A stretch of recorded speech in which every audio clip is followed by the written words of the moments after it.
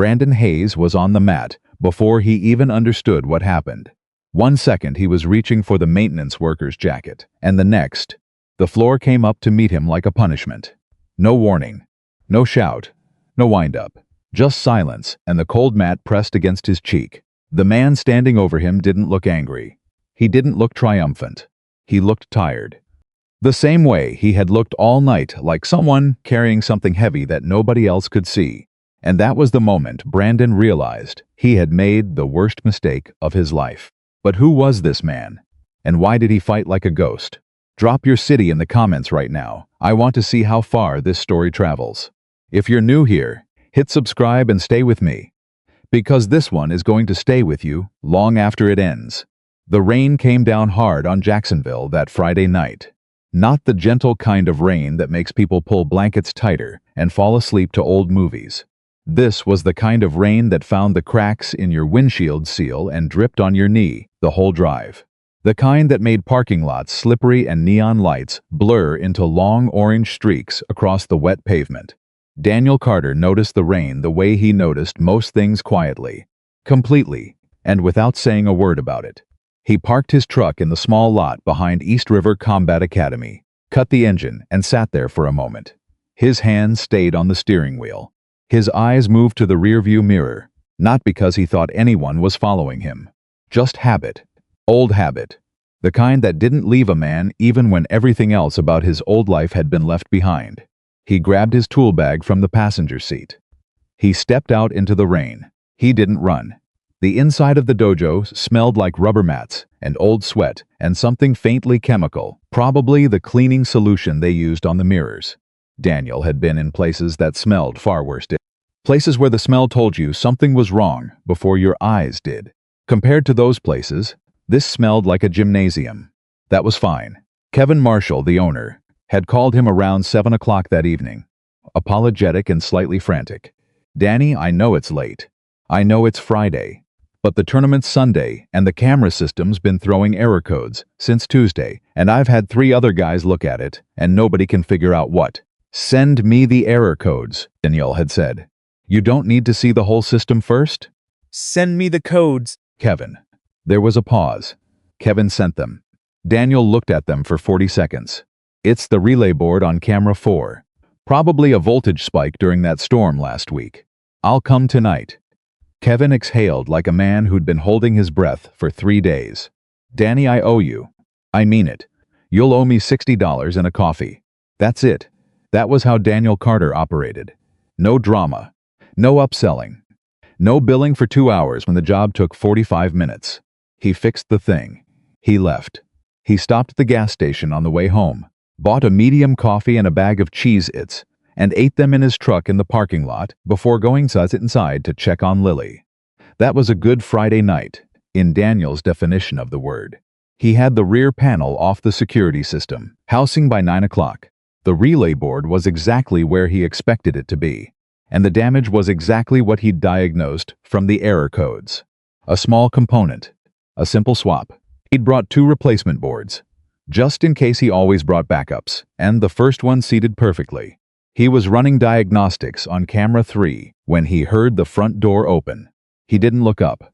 Footsteps across the lobby. 2 sets. Young men, by the weight and rhythm of the steps. Confident. The kind of confident that came from physical training and not enough experience to know what training actually prepared up for. He heard a bag drop on a bench. He heard laughter. Then he heard a voice loud, the way voices get when they want to be heard by someone other than the person being spoken to. "Somebody's still here? At this hour?" Daniel kept his eyes on the diagnostic panel. "Maintenance guy," another voice said. Lower. Same bloodline. Same cadence. Brothers, probably. Kevin mentioned somebody was coming in. On a Friday night? The first voice again, and there was something in it. Not quite mockery. Not yet. But the building blocks of it, laid out casually, like a foundation being poured before the structure goes up.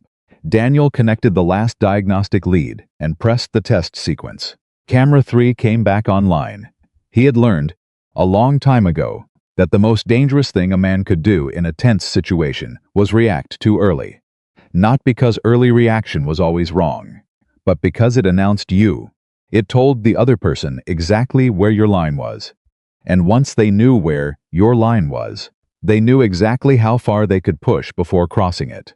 Daniel preferred not to draw lines. He preferred to have no lines at all, just response. Measured and precise, calibrated to exactly what the situation required, and nothing more. So he let the brothers talk. He heard them moving toward the main mat area, heard the Velcro tier of sparring gloves being strapped on, heard the rhythm of warming up, the shuffle of feet, the controlled exhale of practiced breathing, the pop of a kick pad being struck. They were good. He could tell that from the sound alone. Technique produces a particular kind of sound. The strike lands differently when the hip is behind it. The footwork sounds different when the balance is centered. These two knew what they were doing inside a dojo.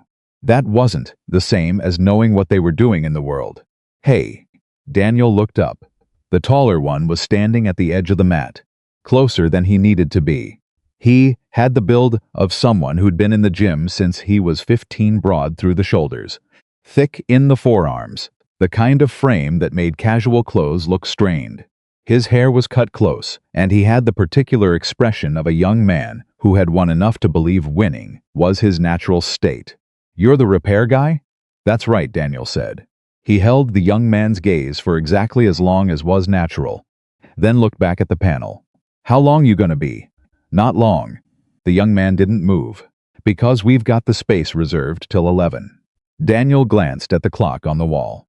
It read 9:07. "I'll be done before 10, he said. "You've got the whole mat." A beat of silence. "Yeah," the young man said, not satisfied. Not unsatisfied. Something else probing. Testing. Like a fighter who throws a jab, not because he thinks it'll land, but because he wants to see how you move when something comes at your face. He walked back to his brother. Daniel heard them talking low. He didn't strain to hear the words. The tone was enough. His name, Daniel would later learn, was Brandon Hayes. 24 years old. Regional tournament champion in 2 different weight classes over the past 3 years. Roughly 11,000 followers on social media. Most of them built on highlight reels from competition footage, fast combinations, dramatic knockdowns, the kind of content that made the algorithm happy and made other young men feel like they were watching something real. His brother was Tyler, 22. Smaller, quicker. The kind of fighter who made up for reach with speed and angles. He'd placed in 4 regional events and was considered by people who followed the local circuit to be the more technically sophisticated of the two. Together they were a brand. The Hayes brothers. They trained together, competed separately, and promoted each other on every platform, with the careful attention of people who understood that reputation was currency. What they were not accustomed to was being ignored. Daniel heard them getting louder as the sparring session progressed. Not louder in volume, the techniques were still crisp, still disciplined. But there was an energy shifting in the room, a performance quality coming into the training. And Daniel had been in enough rooms to know when 2 people were performing for an audience, even an audience that wasn't watching. Especially an audience that wasn't watching. He stayed focused on his work. The diagnostic sequence finished.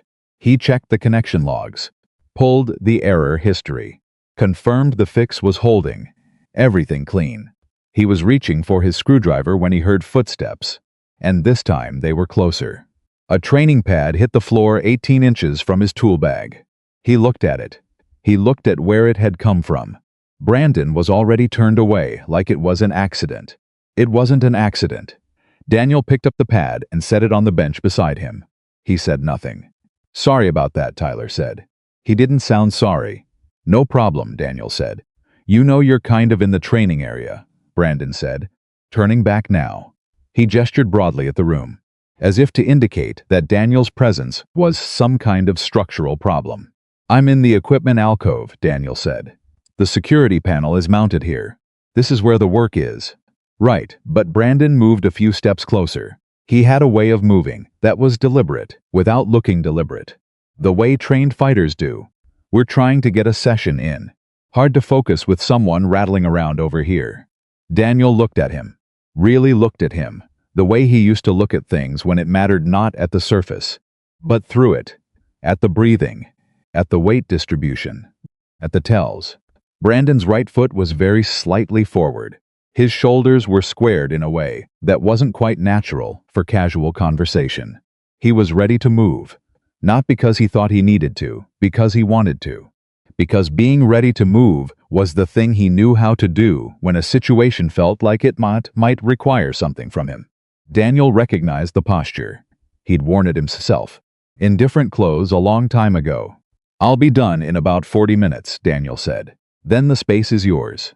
Brandon held the eye contact for a moment longer than was comfortable. "Yeah," he said. "See that you are." He walked back to his brother. Tyler was watching, with his arms crossed, when Brandon returned. "Anything?" Tyler asked. Low enough that he probably thought Daniel couldn't hear. He could hear. "Nothing," Brandon said. He sounded almost disappointed. "Guy's a wall. Weird, yeah. Like, doesn't he know who we are?" Tyler shrugged. "Doesn't seem like it." Huh. And there it was. Daniel had heard that specific confusion many times. Over the years, the bewilderment of capable people confronting someone who wasn't impressed by them. It wasn't malice exactly. It was closer to disorientation, like a compass spinning because the magnetic field shifted. The brothers didn't know what to do with someone who looked at them and felt nothing. So they decided to create a reaction. The toolbox hit the floor at 9:31 p.m. Daniel was tightening the last mounting screw on the edge of Brandon's foot, caught the corner of the toolbox during a practice kick sequence or appeared to catch it. The toolbox tipped, hit the floor, and a dozen tools scattered across the mat. The sound was sharp and sudden in the quiet building. Brandon looked down at the tools. Then he looked at Daniel. He didn't apologize. He didn't crouch down. He didn't make any motion to help. He laughed. It was a short laugh. The kind that isn't really about finding something funny. The kind that's a statement disguised as a laugh. "This doesn't matter. You don't matter. What happens to your things doesn't matter." Tyler laughed too, but it was quieter, less certain. Daniel crouched down. He began picking up his tools, one by one, deliberate, unhurried. He checked each one the way he always did, not obsessively, just correctly. A man who'd worked in conditions where a misplaced tool could become a serious problem didn't start getting casual about equipment just because the stakes were lower. Brandon watched him for a moment. "Maybe you should put that stuff somewhere safer," he said. "Since you're in a training space." "Noted," Daniel said. He kept picking up tools. "No, really," Brandon pressed. His voice had shifted. There was something sharper underneath it now, and less disguised. "Because if you're gonna be in a space where people are training, you kind of need to be aware of what's happening around you, like situational awareness." Daniel's hand paused over a socket wrench, just for a moment. Then he picked it up and placed it carefully in the tool bag. "I'm aware," he said, "of everything." Something in the room changed when he said that. Not loudly, not dramatically. It was more like a temperature shift, the way the air feels different 2 seconds before a storm arrives. When the pressure drops and the birds go quiet. Brandon felt it. He didn't understand it, but he felt it. Tyler touched his brother's arm. "Come on," he said, lower than before, something in his voice that wasn't quite caution but was adjacent to it. "Nah," Brandon said. He shrugged off the hand. "I'm just saying. Guy should know his surroundings." He looked at Daniel. "Right, old man." Daniel stood up. He was not a tall man. He was not an unusually large man. In a room with 2 trained athletes in their 20s, he didn't cut an impressive silhouette. He had the build of someone who'd maintained functional fitness without ever being interested in looking like he'd maintained fitness. Lean through the middle, broad enough in the shoulders, no vanity in it. His eyes, though. Tyler would think about his eyes later, lying awake in the dark, trying to articulate what was different about them. They weren't angry. They weren't cold. They were still, completely, unnervingly still. The way water gets still before something big moves underneath. "I've always known my surroundings," Daniel said. His voice was quiet. Not aggressive quiet. Not passive quiet. The kind of quiet that was its own statement, the way a man speaks when he's had to speak clearly in loud and chaotic places, and learned that volume was never the thing that made people listen. Brandon opened his mouth, then closed it, then opened it again. "I'm Brandon Hayes," he said. Like the name itself was supposed to do something. Daniel Carter, Daniel said. You know who we are? The Hayes brothers? No. The word landed flat and simple. No apology in it. No challenge in it. Just fact. Brandon's jaw tightened. We've got 11,000 followers, Tyler said. And then immediately looked like he wished he hadn't. That's good, Daniel said. He picked up his tool bag. You should keep working on your footwork. Your right side is open. The silence that followed was total. Tyler blinked. Brandon stared. Neither of them had been given technique notes by a maintenance worker before. And the worst part, the part that neither of them would admit out loud later, was that Brandon's right side was open, had been open. Tyler had been telling him that for months. And here was a man who had watched them warm up from across the room for 20 minutes and seen the same thing. What did you just say? Brandon's voice had dropped an octave. Daniel met his eyes. Your rear side defense. When you extend for the combination, you drop your right hand about 6 inches lower than it needs to be. Someone who goes left-handed at the right moment will find a lane you don't even know is there. A long moment. Who are you? I told you. Daniel Carter. No. I mean, Tyler gestured vaguely. Who are you? I'm the maintenance guy, Daniel said. And I'm almost done. He turned back to the panel. But Brandon Hayes was not a man who let things go. That was his greatest strength inside the dojo, and it was the thing that was about to become his greatest problem.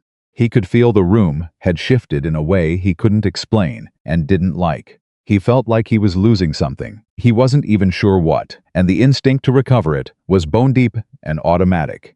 He stepped forward. Hold on. Daniel didn't turn around. I said hold on. Brandon's voice had the edge in it now, clean and unmasked. Daniel closed the panel cover. He latched the housing. He picked up his tool bag. He turned around. Brandon was 7 feet away. His weight was forward. His hands were loose at his sides, but the particular looseness of trained hands not relaxed, just unrestricted. You think you know something about fighting? Brandon said. You think you know something about what we do? No, Daniel said. He moved to step past him. Brandon stepped into his path. I'm talking to you. Daniel stopped. He looked at Brandon's face. He looked at Tyler's face behind him, and something interesting was there. Something that looked almost like it wanted to be a warning, but couldn't quite get past the loyalty to his brother. Daniel looked back at Brandon. This doesn't have to go anywhere, Daniel said. Not a threat. A fact. The kind of fact a doctor states before recommending a course of action. This condition is treatable, if addressed now. Maybe I want it to go somewhere, Brandon said. That would be a mistake, yeah? Brandon's chin came up. You're a maintenance guy with a tool bag. What are you gonna do? Daniel's expression didn't change. I'm going to go home, he said. To my daughter. And you're going to let me do that. He had almost made it. He had almost cleared the space between Brandon and the door, the way he'd cleared 1,000 other spaces quietly, efficiently, without escalation, when the hand grabbed his shoulder, hard, spinning him back. And Daniel Carter's body did something that his mind had not asked it to do, had in fact been carefully preventing it from doing for the past 45 minutes. It remembered. Later, Daniel would think about that moment, the one where the body steps back in, before the mind grants permission. He'd thought about it many times over the years, actually. In the parking lots of grocery stores, when some argument started near him, and his hands had begun to shift before he even consciously registered the sound. In the school pickup line when a large man got aggressive with a woman, 3 cars ahead, and Daniel had put his truck in park and opened the door and been halfway across the lot before the thought "be careful" had even formed. The body remembered. You could change your life. You could change your name, your job, your address, your entire purpose for being alive. You could trade a rifle for a socket wrench and a mission briefing for a school play schedule. And you could mean every single word of that trade and never regret one syllable of it. And your body would still remember. Because it was trained at a level below thought, below decision, below the part of the brain that weighs consequences and considers daughters and thinks about what it means to be a peaceful man. At the level where there is only the threat and the response, and the space between them that closes in a fraction of a second. Brandon's grip on his shoulder lasted approximately 1.3 seconds. That was long enough. It happened the way things happen when they're done correctly. Which is to say, it barely seemed to happen at all. There was no big wind-up, no dramatic movement, no grunt or shout or explosive fury.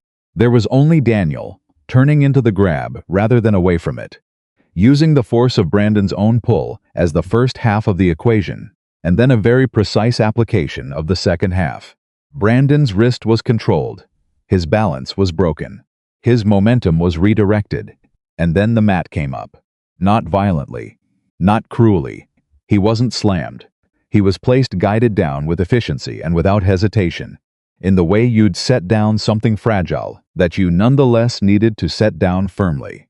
He hit the mat and couldn't immediately understand why he couldn't get back up. The mechanics of it were simple, if you understood them. His wrist was rotated at an angle that made upward pressure painful, and the pressure on the joint made his brain prioritize the discomfort over the getting up impulse. It wasn't about strength, it wasn't about size, it was geometry. Brandon was on the mat, and Daniel was standing over him, breathing normally, holding the tool bag in his other hand. Tyler didn't move for a full 3 seconds. 3 seconds doesn't sound like long. In a physical confrontation, 3 seconds is long enough to walk across a room.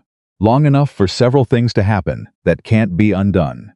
Tyler spent those 3 seconds processing what he had just seen. He had seen his brother, the regional champion, the 11,000-follower highlight reel, the person who had never lost a match to anyone in their gym, put on the mat by a maintenance worker who had never once dropped his tool bag. Then Tyler made the choice that pride makes for a person when the thinking part of the brain is temporarily offline. He moved. He was fast, genuinely fast. His first punch came in at an angle that would have been a problem for most people, a cross-stepping combination that changed the entry angle mid-sequence. The kind of thing you only developed from years of drilling. It didn't land. Daniel slipped it. Not ducked, not blocked, slipped. Moved off the center line with a small rotation of the torso. The kind of movement that looks minimal and covers enormous ground. The kind of movement that isn't in tournament rulebooks because it belongs to a different curriculum entirely. Tyler adjusted. Came back with a second combination. Daniel covered the first strike, redirected the second, and stepped through the opening that appeared when Tyler's weight shifted. He didn't strike. He could have struck. He chose not to.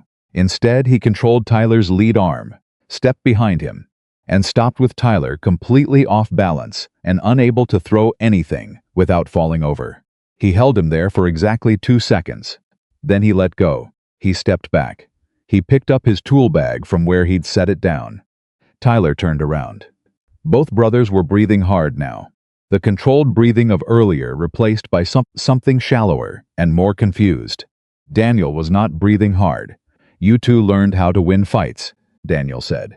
His voice was still quiet. "I learned how to survive them." He looked at them for a moment longer. Not with contempt. Not with satisfaction. With something that looked almost like sadness. The way a man looks at a bridge with a crack in it, not angry at the bridge. Just aware of what the crack means, and what it'll cost if nobody addresses it. "You're talented," he said. "Both of you, genuinely," he paused. "But talent inside a dojo and preparation for the real world are not the same thing. You should know the difference before you learn it the hard way." He looked at Brandon on the mat. "You can get up now. Your wrist is fine. It'll be sore tomorrow, but nothing's damaged." Brandon got up. He moved carefully, the way people move when their pride and their caution are having a negotiation. He looked at Daniel. For the first time since he'd walked into the dojo, there was no performance in his face. Just a question. "Who are you?" he asked, and Daniel Carter looked at him for a long moment. "I'm the guy who came to fix your security system," he said. He walked to the door. He stopped with his hand on the frame. "Lock up when you're done," he said. "Kevin needs the space back by 7 a.m." And then he walked out into the rain. The two brothers stood in the middle of the empty dojo. The cameras, all fixed now, watched them from the corners of the room. Brandon looked at the mat where he'd been placed. He looked at the equipment alcove where Daniel's tools had been scattered and calmly recovered. He looked at the door, through which a tired maintenance worker with a worn-out jacket had just disappeared into a Friday night in Jacksonville. Tyler sat down on a bench. He pulled off one of his gloves. "Brandon," he said quietly. "Yeah, I think we really messed up." Brandon didn't answer right away. He was looking at his right hand, flexing the wrist. "Yeah," he finally said. He sat down next to his brother. Neither of them spoke for a long time. The rain hit the windows. The cameras hummed softly in the corners, all four of them working perfectly now. And somewhere in the wet streets of Jacksonville, a man in a faded jacket was driving home to check on his daughter. The drive home took 11 minutes. Daniel knew because he counted intersections the way he always had, not obsessively. Just naturally, the way a man counts things when counting became survival a long time ago, and the habit never found a reason to leave. 4 intersections, 2 traffic lights, 1 railroad crossing, where the arm was down for 40 seconds, even though no train came. He sat at that crossing, engine idling, wipers moving back and forth across the wet glass, and he breathed. In through the nose, out through the mouth. Slow. He hadn't needed to do that in a while. The breathing exercise wasn't something a therapist had taught him, though a therapist had once confirmed it was correct. It was something a senior sergeant had taught him during his 2nd year in service, crouched behind cover in a situation that didn't allow for anything but stillness and control. "Your heart rate is your enemy when it's wrong," the man had said, completely calm in the middle of chaos. "Make it your employee instead." Daniel had never forgotten that. He breathed at the railroad crossing until his heart rate was where he wanted it. The arm went up. He drove. The apartment was on the 3rd floor of a building that had seen better decades, but the heating worked, and the locks were solid, and the neighbors minded their business, which in Daniel's experience was worth more than granite countertops and a gym on the premises. He took the stairs because the elevator was loud, and he didn't want to wake Mrs. Patterson in 3A, who was 73, and a light sleeper and had once left a handwritten note on his door that said, "Thank you for being quiet." Most people aren't. He'd kept that note. It was on the refrigerator. Lily had asked about it once. "Why do you keep a note about being quiet?" "Because someone noticed," he'd said. She'd thought about that for a moment, then nodded like it made sense to her, and gone back to her cereal. She was 8 years old. She processed things faster than most adults, he'd known. He eased the front door open at 10:22 p.m. The apartment was dark except for the small lamp in the living room corner that he always left on when he went out at night. Not for himself, for her, in case she woke up and the dark felt like too much. He set the tool bag down by the entrance and pulled off his jacket and hung it on the hook without turning on the overhead light. He moved to the hallway. Lily's door was cracked open, the way she liked it. He looked in. She was asleep on her side, one arm wrapped around a stuffed bear that had been repaired so many times it was more patch than original at this point. Her breathing was slow and even, and completely without worry. The sight of it did something to his chest that he couldn't have put into words if someone had handed him a pen and given him a week. He stood there for 10 seconds. Then he pulled her door gently to the right angle and went to the kitchen and put water on for tea. He was sitting at the kitchen table with a mug he hadn't touched when his phone buzzed. Kevin Marshall. He picked it up. "Danny." Kevin's voice was tight, not angry. Somewhere between disbelief and something else. "I just watched the security footage." Daniel said nothing. "The footage from the cameras you fixed tonight." Still nothing. "Danny, what happened in my dojo tonight?" Daniel turned the mug in his hands. "Your security system is working. All 4 cameras. You shouldn't have any issues for the tournament." "That's not what I'm asking, and you know it." A pause. "The Hayes brothers going to be all right?" Daniel asked. "They're fine. I talked to Brandon." Kevin stopped. "He's shaken, Danny." Which is not a word I would have used for that kid before tonight. "He's been coming in here for 2 years, and I have never seen him shaken." "Good," Daniel said. And then, before Kevin could interpret that wrong, not because of what happened, because shaken means he felt something real. That's usually where learning starts. Silence on the line. "Who are you?" Kevin said. And then he laughed a little. But it wasn't a happy laugh. "I mean, I know who you are." I've known you 3 years. But I don't think I actually know who you are. You know exactly who I am. Kevin. I'm the man who fixed your relay board. The footage. Danny. I've trained fighters for 22 years. What I saw on that tape, delete it, Daniel said. The line went quiet. Delete the footage. It was a private situation in a private building after hours. Nobody got seriously hurt. Delete it and move on. Brandon's already talking about posting delete it, Kevin. Something in the way he said it. Kevin went quiet for a long moment. Okay, he said finally. Okay. But good night, Kevin. He set the phone down. He picked up the mug. The tea had gone cold. He drank it anyway. Across town, in an apartment that was considerably newer and louder, and still had the lights on at 10:45 p.m., Brandon Hayes was sitting on the edge of his bed, staring at the wall. Tyler was in the doorway. Neither of them had showered yet. They'd driven home, mostly in silence, which was unusual for them. They were the kind of brothers who filled every silence with something. A joke or an argument or a replay of the evening's training. Silence wasn't in their vocabulary. But neither of them had found words for what happened. Tyler leaned against the doorframe. You should ice that wrist. It's fine. Brandon, it's fine. He flexed it to prove the point, which he immediately regretted. He kept his fist neutral. He said it would be fine. You're taking technique notes from a maintenance worker now? He wasn't just a maintenance worker. Brandon looked up from the wall. You know that. You were there. Tyler was quiet. He didn't even drop the tool bag, Brandon said. Tyler. He never put the tool bag down. It was such a specific detail that Tyler almost laughed. Almost. What does that even mean? It means he had a free hand the whole time. He could have done more with the free hand, and he chose not to.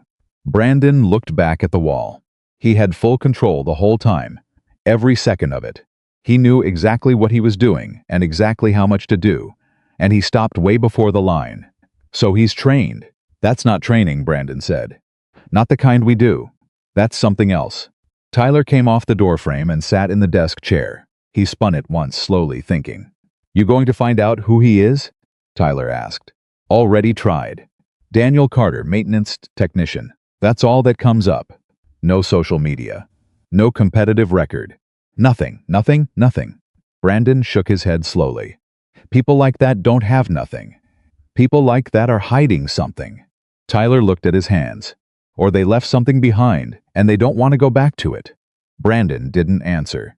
But he heard it. The tournament on Sunday was the kind of event that Kevin Marshall lived for all year. 42 competitors. 4 weight divisions. Parents in fold-out chairs along the wall, and a local news camera that usually left before the semifinals but always showed up for the opening. Kevin had the venue clean and the cameras running by 6 a.m. He stood by the main entrance at 7:30 and watched the cars pull in and thought about Friday night the way he'd been thinking about it all weekend in circles, arriving at the same place every time. He'd trained fighters for 22 years. He'd trained men who went on to regional championships, 2 who made it to national competition, 1 who was now fighting professionally overseas. He knew technique when he saw it. He knew athleticism. He knew discipline. He knew the difference between someone who fought because they enjoyed winning and someone who fought because their life had required it. What he'd seen on that security footage Friday night was the second kind. And the second kind was rare. He'd deleted the footage, like Daniel asked. But he hadn't deleted what he'd seen. You didn't delete things like that from memory. They went somewhere, and they stayed. Daniel showed up at 7:58. Kevin saw him from across the parking lot, the worn jacket, the unhurried walk, the fact that he arrived exactly when he said he would, because Daniel Carter was exactly on time for everything. Every time, without fail. You didn't have to come, Kevin said when he got close enough. Lily wanted to see the tournament, Daniel said. And there she was, half a step behind him, 8 years old, black ponytail, wearing a yellow jacket that was a size too big because she was growing, and Daniel bought things she'd grow into rather than things that fit now. She had her father's eyes, which meant she was already looking around the parking lot with a kind of calm, interested alertness that was unusual for a child. Hi, Mr. Marshall, she said.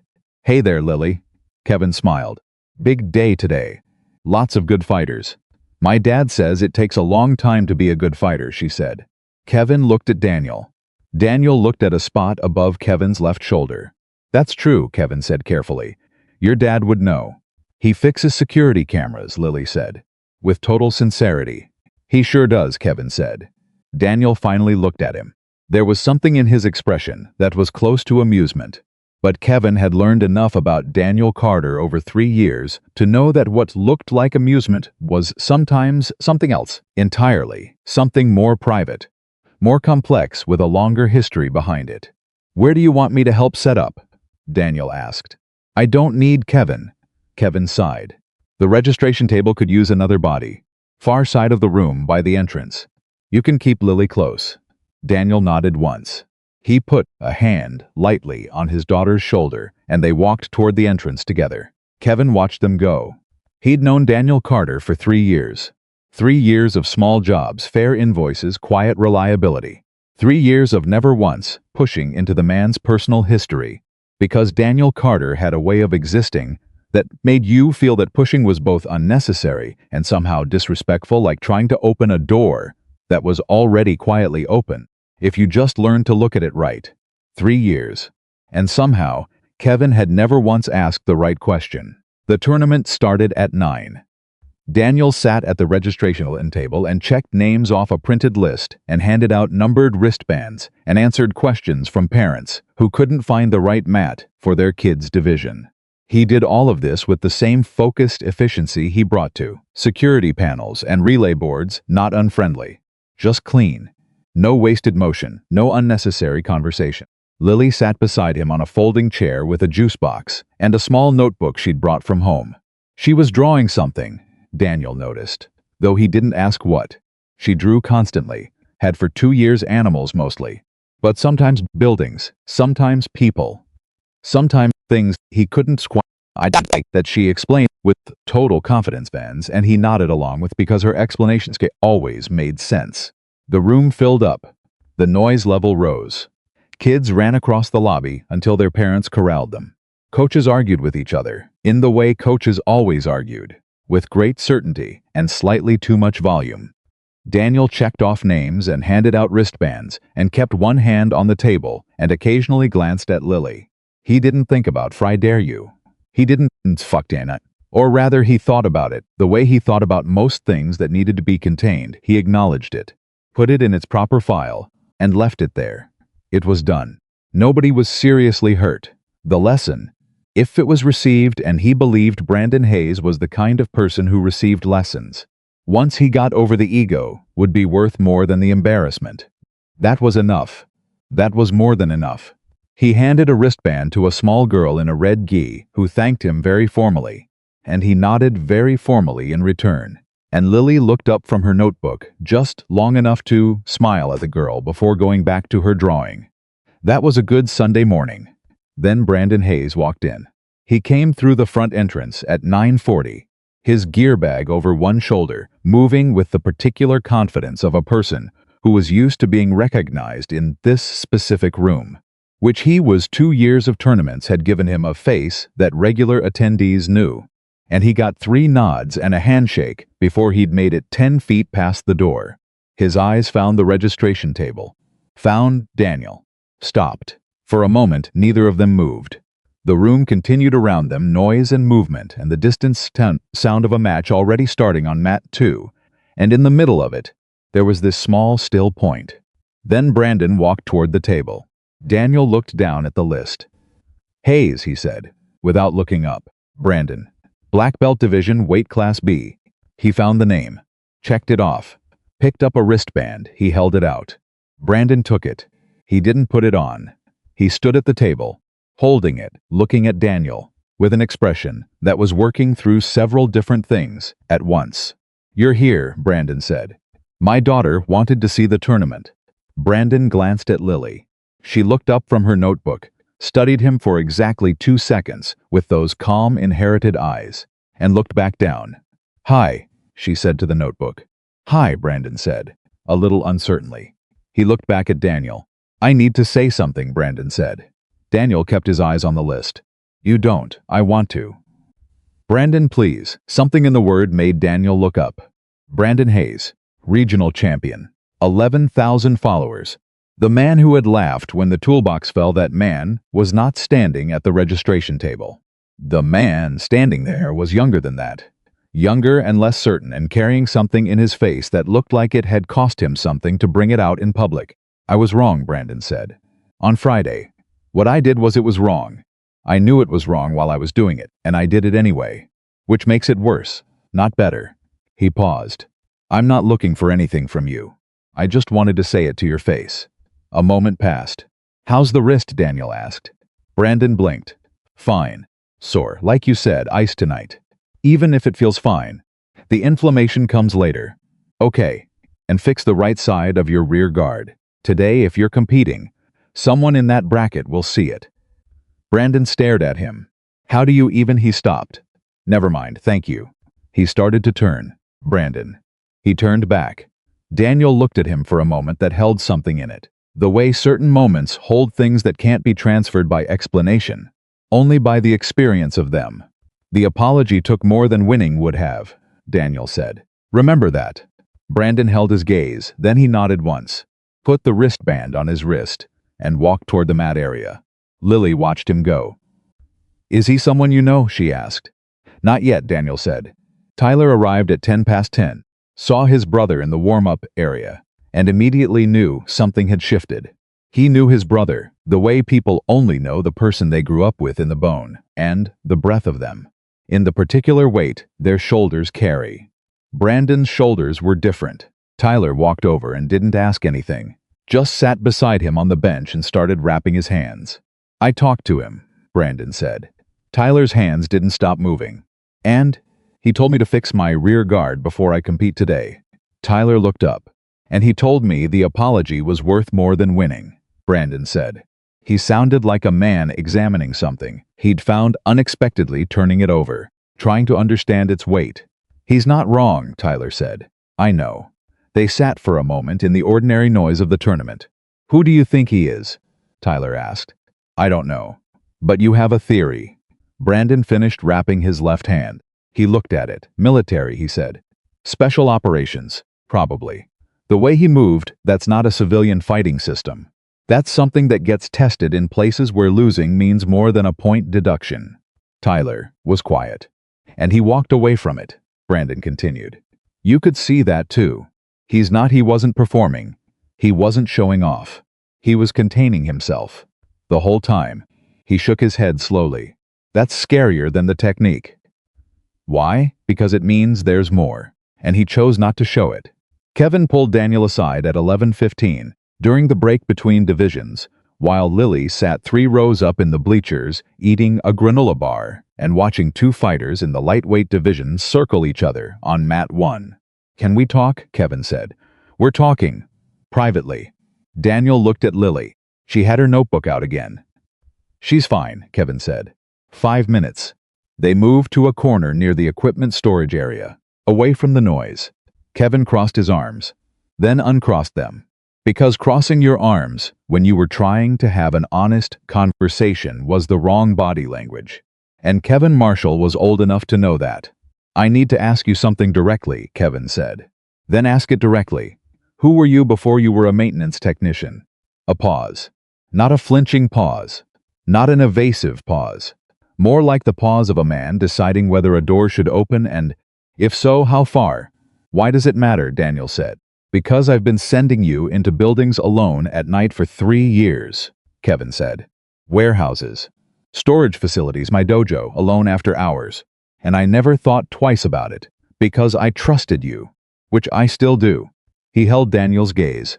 But Friday night made me realize I trusted something I didn't fully understand. And I don't like that. It was an honest answer. Kevin was good at those. Daniel looked at the floor for a moment. Then back at Kevin. I was a communications specialist, he said. Special Forces. Nearly 10 years. Kevin absorbed that. Deployed? He asked. Multiple times. Combat? Yes. Kevin nodded slowly. He didn't push for details. And Daniel noted the restraint and appreciated it. Why maintenance? Kevin asked. Of everything you could have done. Because it needed to be something I couldn't bring home, Daniel said. Something with a clear beginning and a clear end. You fix the thing. The thing is fixed, you leave. He paused. The other work didn't always have clear endings. Kevin was quiet for a moment. And Lily? He said. She needs a father who comes home, Daniel said. Not a soldier. Not a specialist. A father.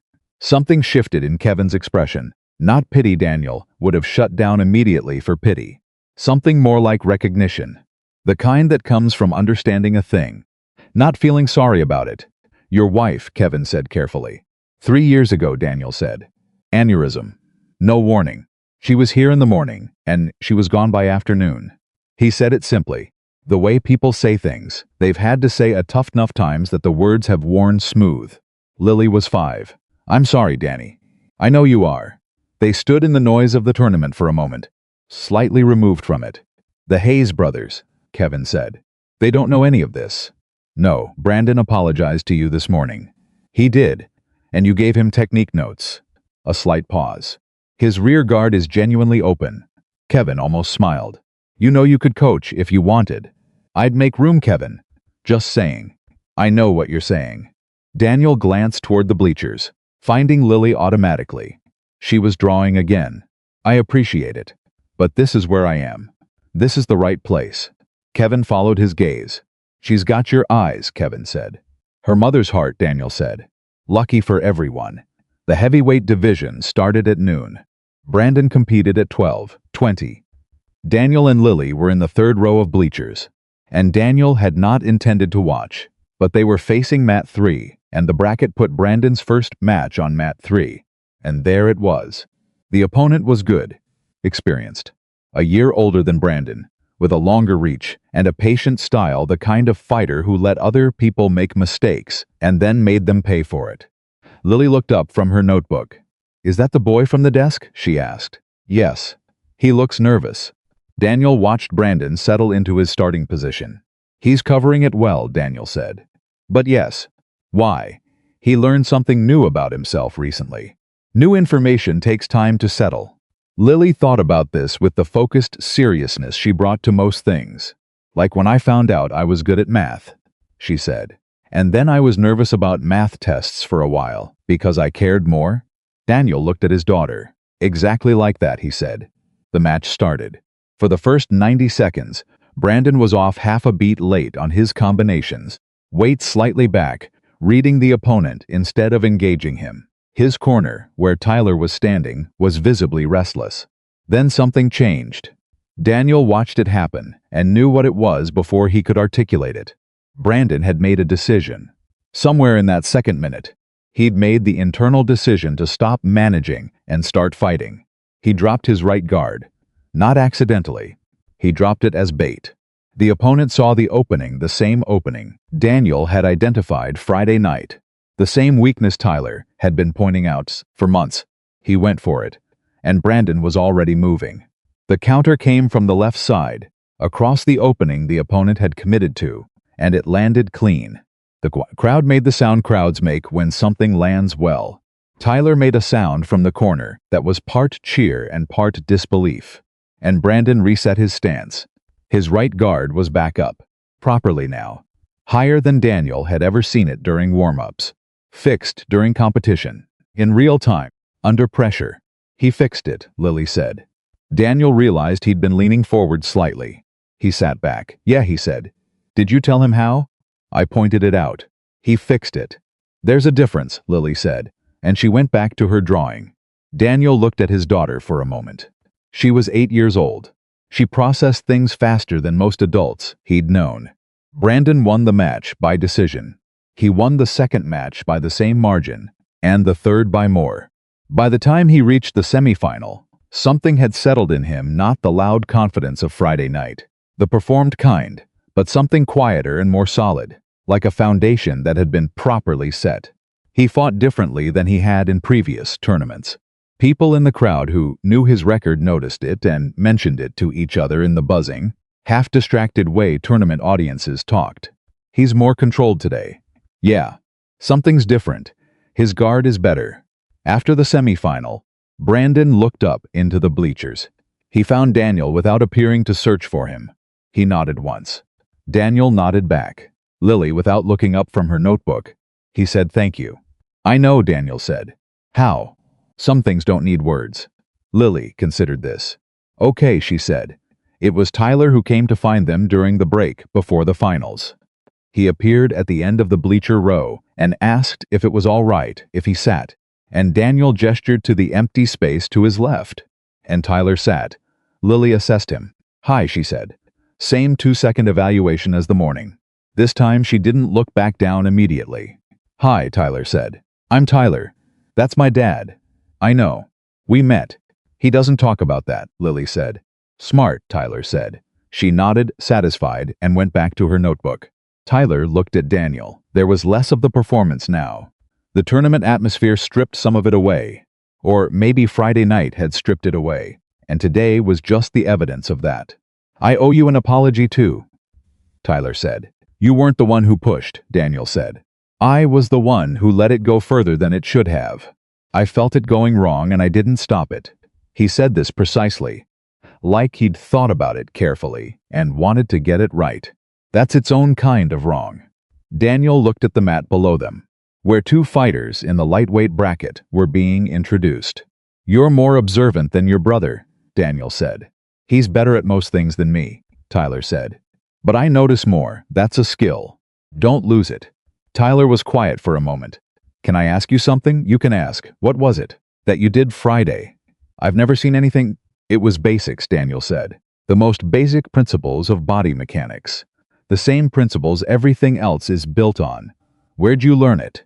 The crowd roared briefly as a point was scored below them. Daniel let the noise settle. A long time ago, he said. In places where getting it wrong had consequences that don't apply here. Tyler heard what was behind that. He heard it clearly. He didn't push. Will you ever? He stopped. Started again. Is there any chance you'd be willing to come in sometime? Not to teach a class. Just to I don't know. Talk through some of what you see. The way you see it. Daniel turned and looked at him. Tyler met the look steadily, which was itself a small accomplishment that he didn't know enough to be proud of. I'll think about it, Daniel said. It was not a yes. It was not a no. Tyler understood that for what it was, a door that was still deciding whether it was open. That's fair. He stood up. He looked at Lily. Nice meeting you, Lily. You too, she said. She tore a page from her notebook and held it out to him. He took it. It was a drawing of a man with a tool bag. The man in the drawing had very still eyes. Tyler looked at it for a long moment. She's got your eyes, he said to Daniel. People keep saying that, Daniel said. Tyler folded the drawing carefully and put it in the pocket of his jacket, and went back down to his brother's corner. The finals were at 3:30. Brandon won, not easily, not dramatically. He won the way people win when they've stopped trying to perform and started trying to compete, through attrition and patience and the willingness to absorb enough to give more. His corner was loud. The crowd was appreciative. Kevin Marshall stood at the edge of the mat and watched with the particular satisfaction of a man who had invested in something and seen it come back. In the 3rd row of bleachers, Lily Carter put her notebook in her bag and stood on the seat briefly to see over the people in front of her. He won, she said. He did, Daniel said. Because of the guard thing? Because of everything, Daniel said. The guard thing was just the last piece. Lily stepped down from the seat. She looked up at her father with those still, inherited eyes. Dad, she said. Yeah. Did you ever compete? Like in tournaments? He looked at her for a moment. The question was simple. Children's questions usually were, and the simplest ones were often the heaviest. No, he said. But you could have. He picked up her bag from beside the seat and handed it to her. We should head out before the exit gets crowded, he said. Lily took the bag. She didn't push the question. She had her father's instincts about which doors to try and which ones to leave alone. But she filed it away. She was very good at filing things away.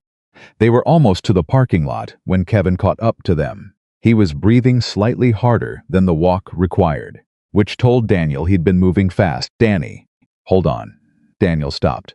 Lily looked between them. Kevin looked at her, then at Daniel. There are people asking about you, Kevin said. Low. Careful. Daniel's expression didn't change, but something behind it did. What people, he said. A man came in about an hour ago. Not competing. Not with any of the teams. He was watching the tournament. But he wasn't watching the tournament. Kevin paused. He was watching you. The parking lot was full and noisy, and completely ordinary around them. Daniel's hand moved to Lily's shoulder. A small motion. She barely noticed it. "Did he talk to anyone?" Daniel asked. "He talked to me. Said he was looking for someone who used to go by call sign Shepherd. Said he thought he found him." The noise of the parking lot continued. Lily looked up at her father. His face was completely still. "What did you tell him?" Daniel said. Kevin met his eyes. "I told him I didn't know who he was talking about," Kevin said. "But Danny, he knew your name. Your real name." He said it before I could say anything. A long pause. Lily's hand found her father's. He held it. He was very still, the way water gets still before something big moves underneath. "What did he look like?" Daniel said. Kevin told him. And Daniel Carter, who had spent 3 years as a quiet maintenance man in Jacksonville, Florida, who fixed broken things and came home to his daughter and never asked for recognition and never looked for trouble, closed his eyes for exactly 2 seconds. When he opened them, something had shifted. Not gone. Nothing was ever completely gone, but moved like a tool relocated from a lower shelf to a place more immediately accessible. "Go back inside," he said quietly to Kevin. "Take Lily to the registration table. I'll be there in 10 minutes. "Dad," Lily started. "It's okay, Lil." He crouched down to her level. His voice was steady and warm and completely without fear, because she was watching him for fear, and he would not give it to her. "I need to go talk to someone for a few minutes. You're going to wait with Mr. Marshall. Is that all right?" She studied his face. She was 8 years old, and she processed things faster than most adults. "Will you come back?" she said. "In 10 minutes," he said. She held his eyes for a moment longer. Then she nodded. He stood up. He passed her hand to Kevin's without ceremony. Kevin took it. Daniel turned toward the parking lot. The man was leaning against a car near the far end, facing them. He was about Daniel's age. He had the kind of build that used to be something and hadn't entirely stopped being it. He was wearing civilian clothes that fit like they were chosen specifically to look unremarkable, which to Daniel's trained eye made them remarkable. He wasn't a threat. Daniel knew that within the first second of full assessment, with a confidence that came from being trained to distinguish between the two before anything happened. But he wasn't nothing either. Daniel walked across the parking lot. The man waited. When he was close enough, the man said, "Shepherd." "That name's retired," Daniel said. "I know." The man looked at him for a moment. "You look good. Civilian life agrees with you. What do you want?" The man's expression shifted slightly. "I need your help," he said. The words landed in the ordinary air of a Sunday afternoon tournament parking lot in Jacksonville, Florida, surrounded by parents loading gear into minivans and kids still wearing their competition numbers and coaches congratulating each other with the specific warmth of people who competed hard and shook hands after. All of it perfectly ordinary. Daniel Carter looked at the man who knew his call sign and said nothing, because a man who knew when to wait had learned it the hard way, in places where waiting was the difference between the wrong choice and the right one. He waited, and the afternoon held its breath around him. The man's name was Ray Kowalski. Daniel had known that before he crossed half the parking lot, because the walk told him, and the posture told him, and the specific way Ray held his hands loose, low, angled slightly outward, told him in the language that men like them had learned to read before they learned to trust words. Ray Kowalski, Master Sergeant retired, Team Sergeant on the 3rd rotation, the one that went sideways in ways that nobody ever officially documented, and nobody who was there ever entirely forgot. He was the kind of man who didn't show up unannounced for good reasons, and both of them knew that, and neither of them wasted time pretending otherwise. "How'd you find me?" Daniel said. "You're not hiding," Ray said. "You're just quiet. Different thing. I'm not in the system." "No, but Kevin Marshall is. His business license, his tournament registration, his vendor accounts. And Kevin Marshall's called you for repair work 14 times in the last 2 years." Ray tilted his head slightly. "You always answer Kevin's calls." Daniel absorbed that. "You've been tracking Kevin's accounts," he said. "I've been looking for you," Ray said. "For about 6 weeks. Kevin was the third lead. The first two were dead ends. 6 weeks, Daniel said. That's a lot of effort. It's a lot of problem, Ray said. That's why. The parking lot noise continued around them. A car alarm went off briefly somewhere in the back row and then stopped. A kid ran past with a tournament trophy held over his head like a talk, Daniel said. Ray looked at him for a moment, the particular look of a man choosing the starting point of a story that has too many of them. You remember Marcus Webb? Ray said. The name landed. Daniel kept his face neutral, but something in his chest registered it the way a structure registers a vibration not visible on the surface, but felt in the frame. I remember, Daniel said. He's out, Ray said. Has been for 8 months. And in the last 3 months, 3 people connected to the extraction op have had problems. Real problems. The kind that don't look like accidents until you look close enough. Daniel was very still. Who? He said. Briggs. Took a fall down a stairwell in his apartment building in Atlanta. Broken collarbone, cracked ribs. The building has no security cameras on that stairwell. Briggs lives alone, Daniel said. The information came up from wherever it had been filed. Clean and immediate. Yes. And the neighbors reported a second person on the floor that night. Couldn't describe them. Ray paused. Paulson. Car accident on I-95 2 months ago. Tire failure at highway speed. The mechanic who looked at the car afterward said the tire wear was unusual, like it had been helped along. Daniel said nothing. And 4 weeks ago, Ray continued, Donna Reyes got a package at her house. Nothing inside, just a photograph. He reached into his jacket and produced a folded piece of paper. He held it out. Daniel took it, unfolded it. It was a copy of a photograph. The photograph was of a woman standing in her front yard. A woman who didn't know she was being photographed.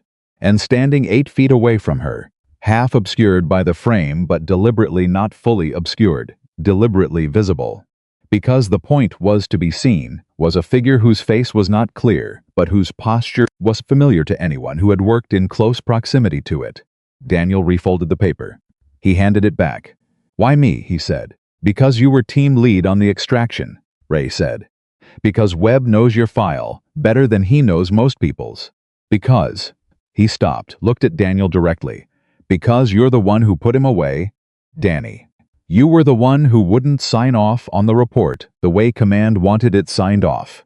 You were the one who documented what actually happened and sent it up the chain and didn't back down when they pushed. The afternoon light moved through the parking lot. Daniel thought about a lot of things in a very short period of time.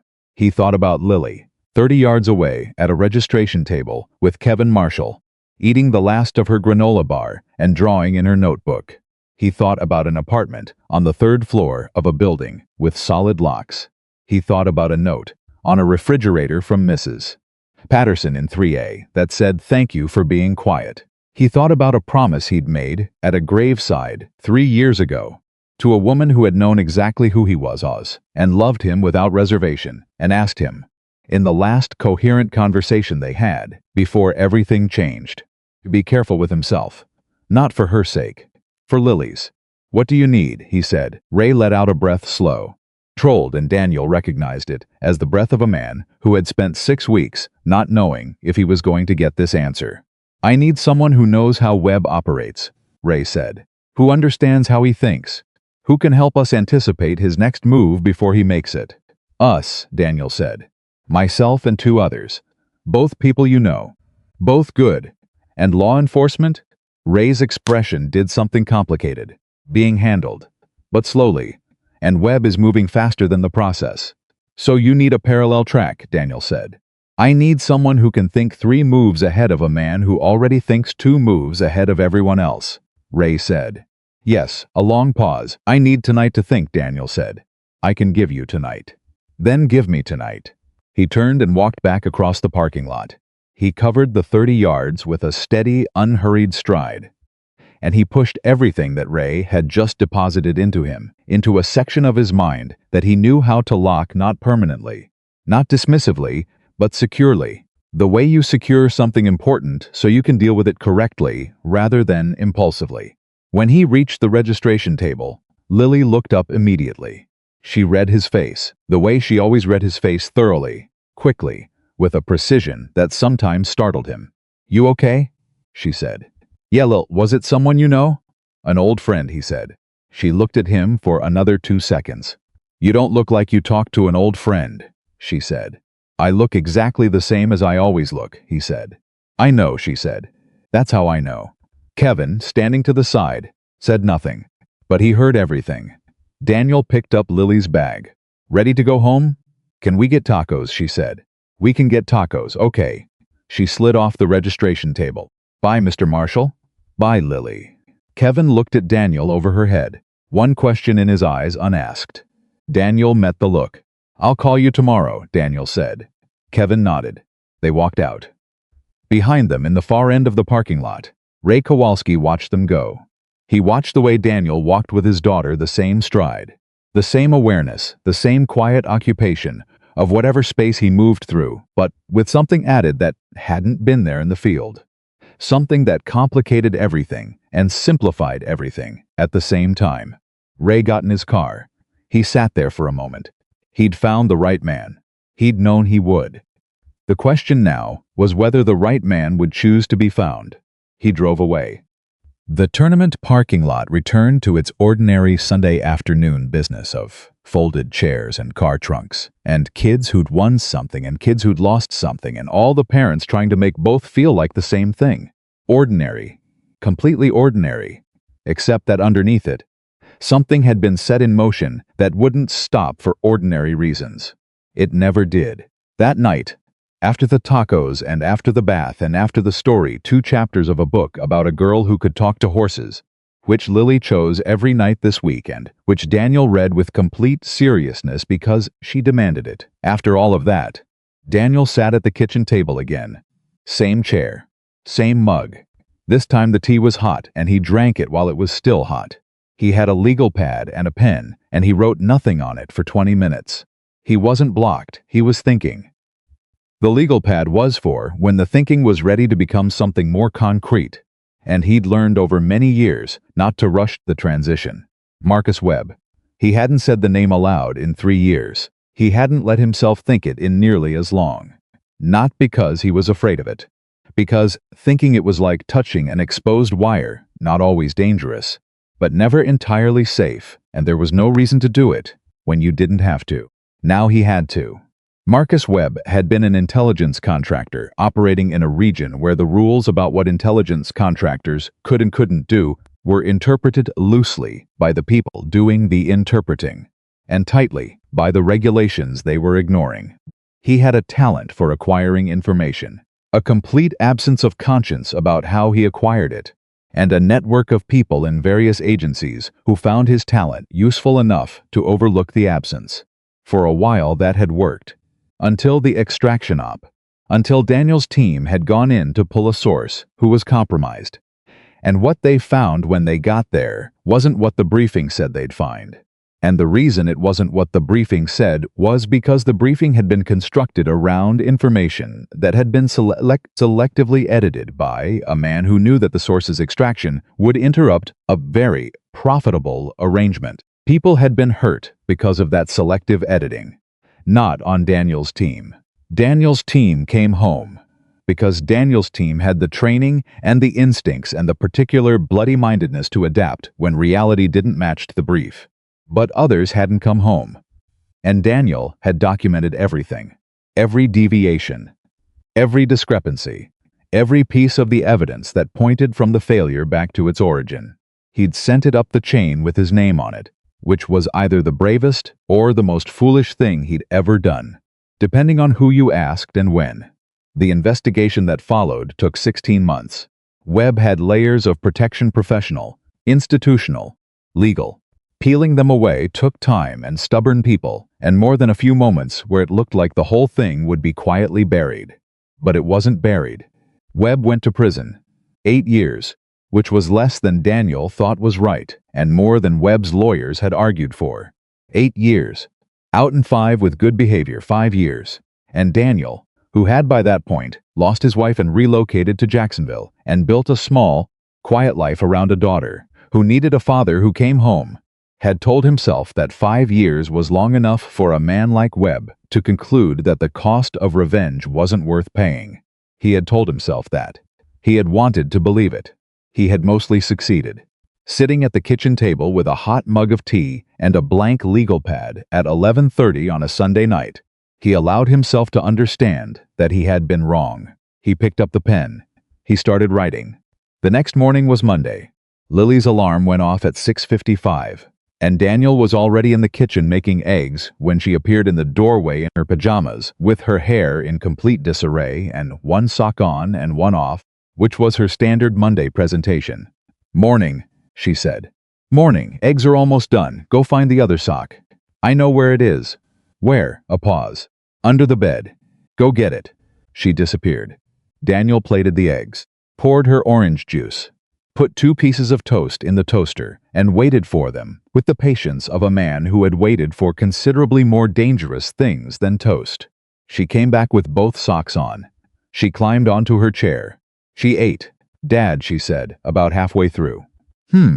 The man in the parking lot yesterday." He looked at her. She was focused on her eggs. "He needed help," she said. "Not a question." He waited. "You're going to help him," she said. Still not a question. "I haven't decided," Daniel said. "Yes, you have." She looked up. "You look like you decided last night. You get a certain face." "What face?" She made a face, a subtle flattening of expression. A stillness. The kind of thing that was almost unrecognizable, unless you spent 8 years sitting across a breakfast table from someone and learning every micro-expression they possessed. It was, he realized, a very accurate impression. "I'm not going anywhere," he said. "If I help at all, it's from here. From home.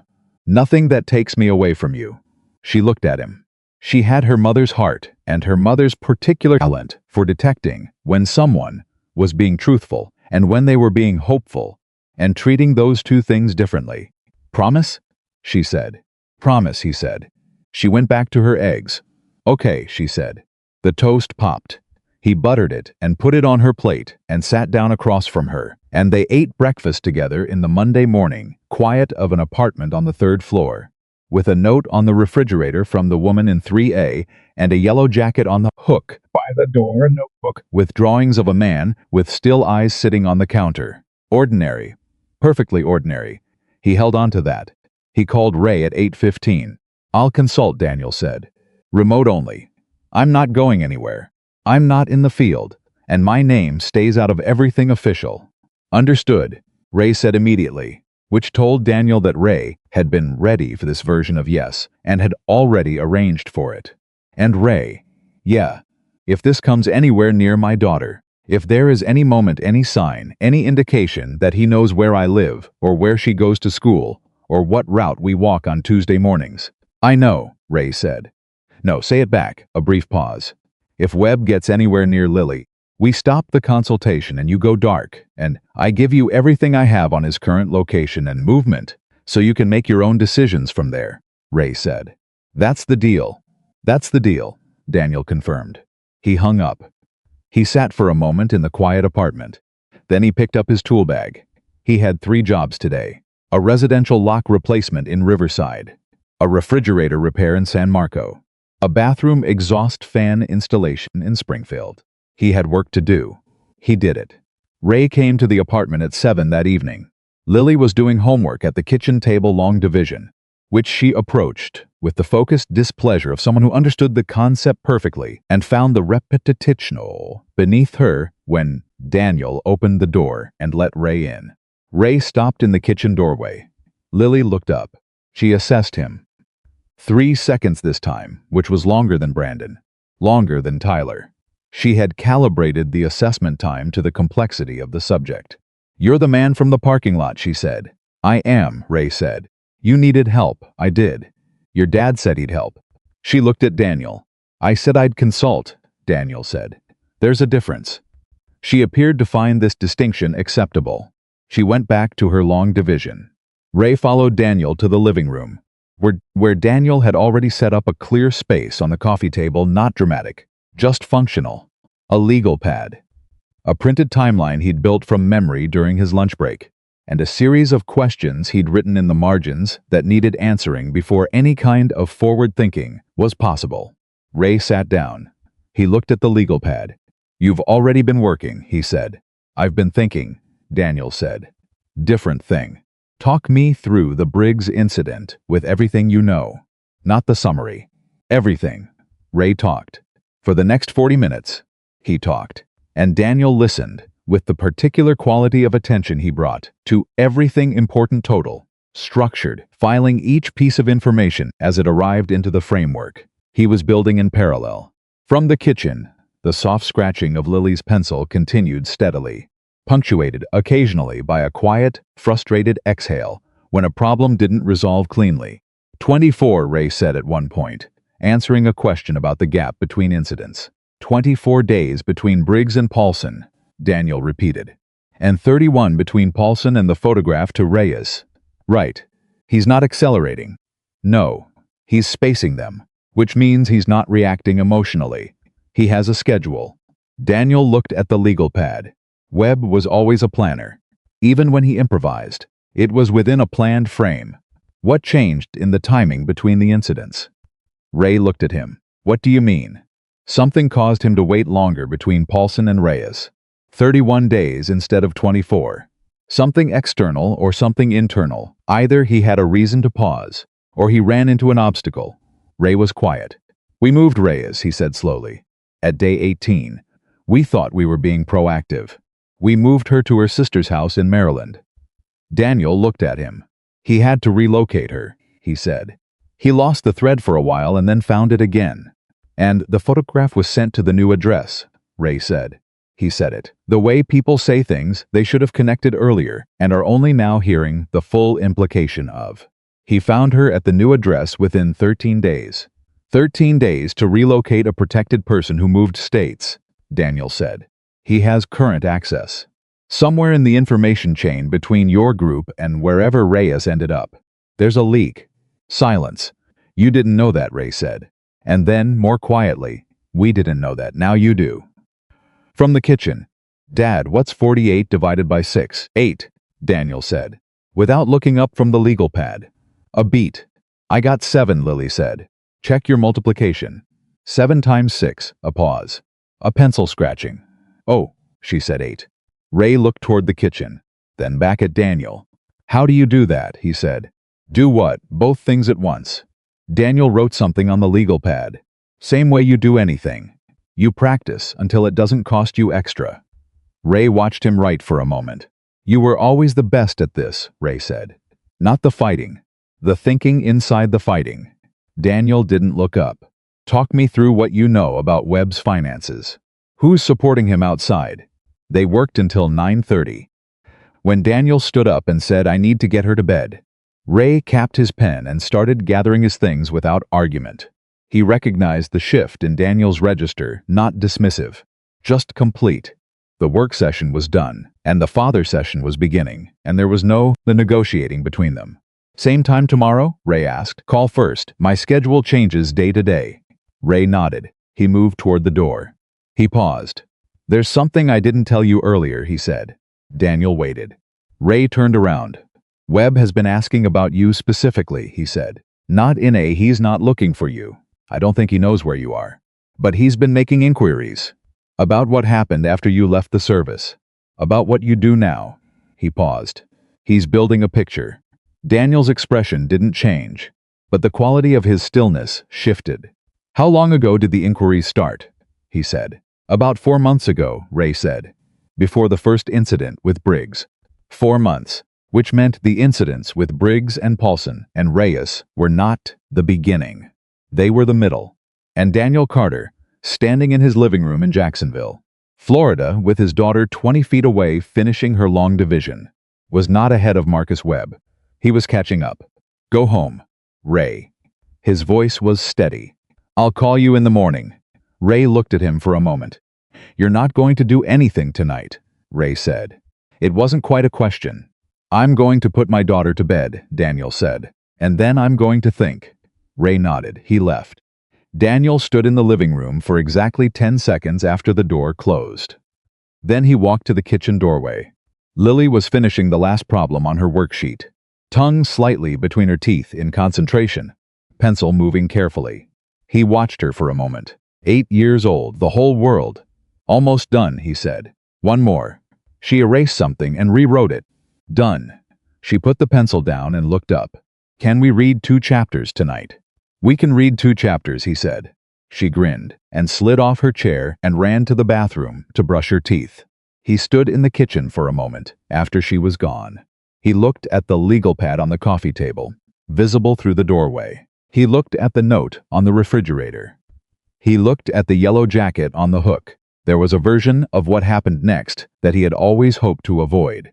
A version where the life he'd built, the small, deliberate, carefully constructed life, intersected with the life he'd left, and the collision required something from him that the man he was now would have to reach back to the man he'd been to provide. He had always hoped to avoid it. He had not been certain he would. He went to read the 2 chapters. He made his eyes even and warm and moved through the story of the girl who could talk to horses with the same attention he'd brought to security panels and extraction routes. Because Lily deserved all of him in this moment, not the part that was dividing its attention. After she was asleep, he went back to the kitchen table. He poured water. He sat down. He pulled the legal pad close. He opened to a fresh page, and he started writing a different kind of list. Not timelines, not analysis, contingencies. Because a man who had spent a decade preparing for situations that most people hoped would never happen understood something essential. Hope was not a plan. Hope was what you felt when the plan was working. The plan had to come first. He wrote for 2 hours. He stopped when the page was full, and the thinking was as complete as it was going to get tonight. He went to bed. He slept 4 hours, not because 4 hours was enough, but because his body knew how to extract maximum restoration from whatever window it was given, and had learned to work within constraints rather than require ideal conditions. He was awake at 4:53 a.m. He lay in the dark for a few minutes. He thought about Ray's face when he said he's building a picture. The slight shift around the eyes that said Ray had been carrying that piece of information with some guilt. Knowing it changed the shape of the problem. It did change the shape. But it didn't change the outcome Daniels was working toward. It only made the timeline more critical. He got up. He made coffee. He sat at the kitchen table in the 4:50-something dark of a Monday night becoming a Tuesday morning and looked at the full legal pad and thought about Marcus Webb, who was somewhere in the country building a picture of a quiet maintenance man in Jacksonville, Florida, and didn't yet know that the maintenance man was building something too. But Daniel's something wasn't a picture. It was a wall. The kind of wall that only people with a very specific kind of training knew how to build. Not visible, not aggressive, not the kind that announced itself and invited confrontation. The kind that was simply there, solid and complete, when whoever was coming finally arrived. His coffee cooled. He was thinking. At 6 a.m., his phone lit up with a text from a number he didn't recognize. No message, just a photograph. He looked at it for a long moment. It was a photograph of the parking lot behind East River Combat Academy, taken on a rainy Friday night. The angle suggested a phone camera, used from a car, parked across the street. In the photograph, a man in a faded jacket was walking from the lot toward the dojo entrance. The man was Daniel. His hands were tight on the phone now, but only for a moment. He consciously released the tension, one finger at a time, the way the senior sergeant had taught him for breathing, applied to grip. He set the phone down. He looked at it. Then he picked it up and dialed Ray. Ray answered on the second ring. "He knows where I work," Daniel said. A beat. "When did you get 6 a.m.? Today." A photograph of me entering Kevin's building Friday night. A longer beat. "Friday," Ray said, and the word carried the full weight of what it meant. "Yes," Daniel said. "He had eyes on me before you even found me. He was already ahead of this." Ray was quiet. "He's sending a message," Daniel said. "He's not ready to act. If he were ready to act, he would have acted. He's telling me he sees me. He's waiting for something. What's he waiting for?" Daniel's eyes moved to Lily's hallway. Her door was still closed. Still the right angle. Still safe. For now. "He's waiting for me to move," Daniel said. He wants me to run, or to come at him. Either one. He wants me reactive. He paused. He always wanted people reactive. It's how he controlled situations. He'd apply pressure until someone flinched, and the direction of the flinch told him everything he needed to know. So we don't flinch, Ray said. No, Daniel's voice was completely level. We don't flinch. A pause on the line. Danny, Ray said. Yeah. I'm sorry I brought this to your door. Daniel looked at the legal pad full of contingencies. He looked at the note on the refrigerator. He looked at the yellow jacket. You didn't bring it, he said. It was already on its way. You just gave me time to get ready. He picked up his pen. Now, let's use it. I need everything you have on his current movement pattern. Everything. We're starting over from the beginning with a different assumption. What assumption? Ray said. That he's not hunting the others, Daniel said. That was the misdirection. He's hunting me, and the others are pressure. He's using them to flush me out. The silence on the line told him Ray understood. The question is why me specifically, Daniel said. After 3 years. Something changed 8 months ago when he got out. Something made him decide that the others weren't enough. That I was the target. What do you think it is? Ray said. Daniel looked at his legal pad. At the lines of contingencies he'd spent 2 hours building. At the plan that had seemed complete 2 hours ago and needed rewriting now. I think he found something, Daniel said. Something from the investigation. Something that was sealed. And whatever it is, he thinks I know where it is or what it means. He paused. Which means this was never about revenge. What was it about? Ray said. Information, Daniel said. The word landed into the early morning like a stone into still water. And Daniel Carter, maintenance technician, single father, former Special Forces communications specialist, sat at his kitchen table and began building a new plan on a fresh page. Behind him down the hall, Lily's alarm went off at 6:55. He heard her move. He heard her sock on, sock off, morning shuffle toward the bathroom. He heard the water run. He tore the previous pages off the legal pad, all the contingencies, all the first version thinking, and folded them carefully and put them in his pocket. Not to be discarded, to be understood as incomplete. He dated the top of the fresh page. He began again. Because that was the discipline that separated the people who lasted from the people who didn't, not the ability to come up with the right plan, but the willingness to start over when you discovered the plan was built on the wrong question. And in the hallway, Lily appeared in the doorway in her pajamas, with her hair in complete disarray and both socks on this time, which was unusual, and which she didn't explain. You're up early, she said. Eggs, he said. Obviously, she said. He stood up and went to the refrigerator, and she climbed onto her chair, and they moved through the ordinary morning mechanics of breakfast in the particular wordless choreography of two people who knew each exactly. And somewhere in the country, Marcus Webb was building a picture, and Daniel Carter was building something else entirely. Something that would be finished before Webb expected it. If Daniel moved correctly, if he moved fast enough, if he moved first. The fresh page didn't stay blank for long. Daniel wrote the way he thought, in short, direct lines. No wasted words, each item connected to the next by logic rather than assumption. He'd learned that discipline from a debrief instructor who used to say that the most dangerous document in any operations was the one that contained a sentence beginning with probably. Probably meant someone had stopped short of knowing. And stopping short of knowing in the wrong situation was how people got hurt. He wrote what he knew, not what he suspected, not what he feared, what he knew. Webb was out. 8 months. He'd spent the first 5 months building his information picture, not acting, not approaching, just watching and accumulating. He'd started with Briggs, Paulson, and Reyes because they were easier to locate. Lower profiles, less careful lives. He'd used them as test cases to see how his network still functioned after 5 years away, to see how quickly he could find people who didn't want to be found. And he could find them fast. 13 days to relocate a protected person across state lines. That wasn't a lone actor working from memory. That was a live network with current access. Daniel circled the word network on the page. Then he underlined it. Then he wrote 3 questions beneath it. Who is feeding him? How current is the access? What does he think I have? That last question was the one he came back to. 3 years he'd been quiet. 3 years, no contact with anyone from that world. No active involvement in anything that would make him a relevant target. Webb had other enemies, people with more recent grievances. More accessible positions, easier leverage. Targeting Daniel Carter, maintenance technician and single father in Jacksonville, Florida, required effort that seemed disproportionate unless there was something specific being sought.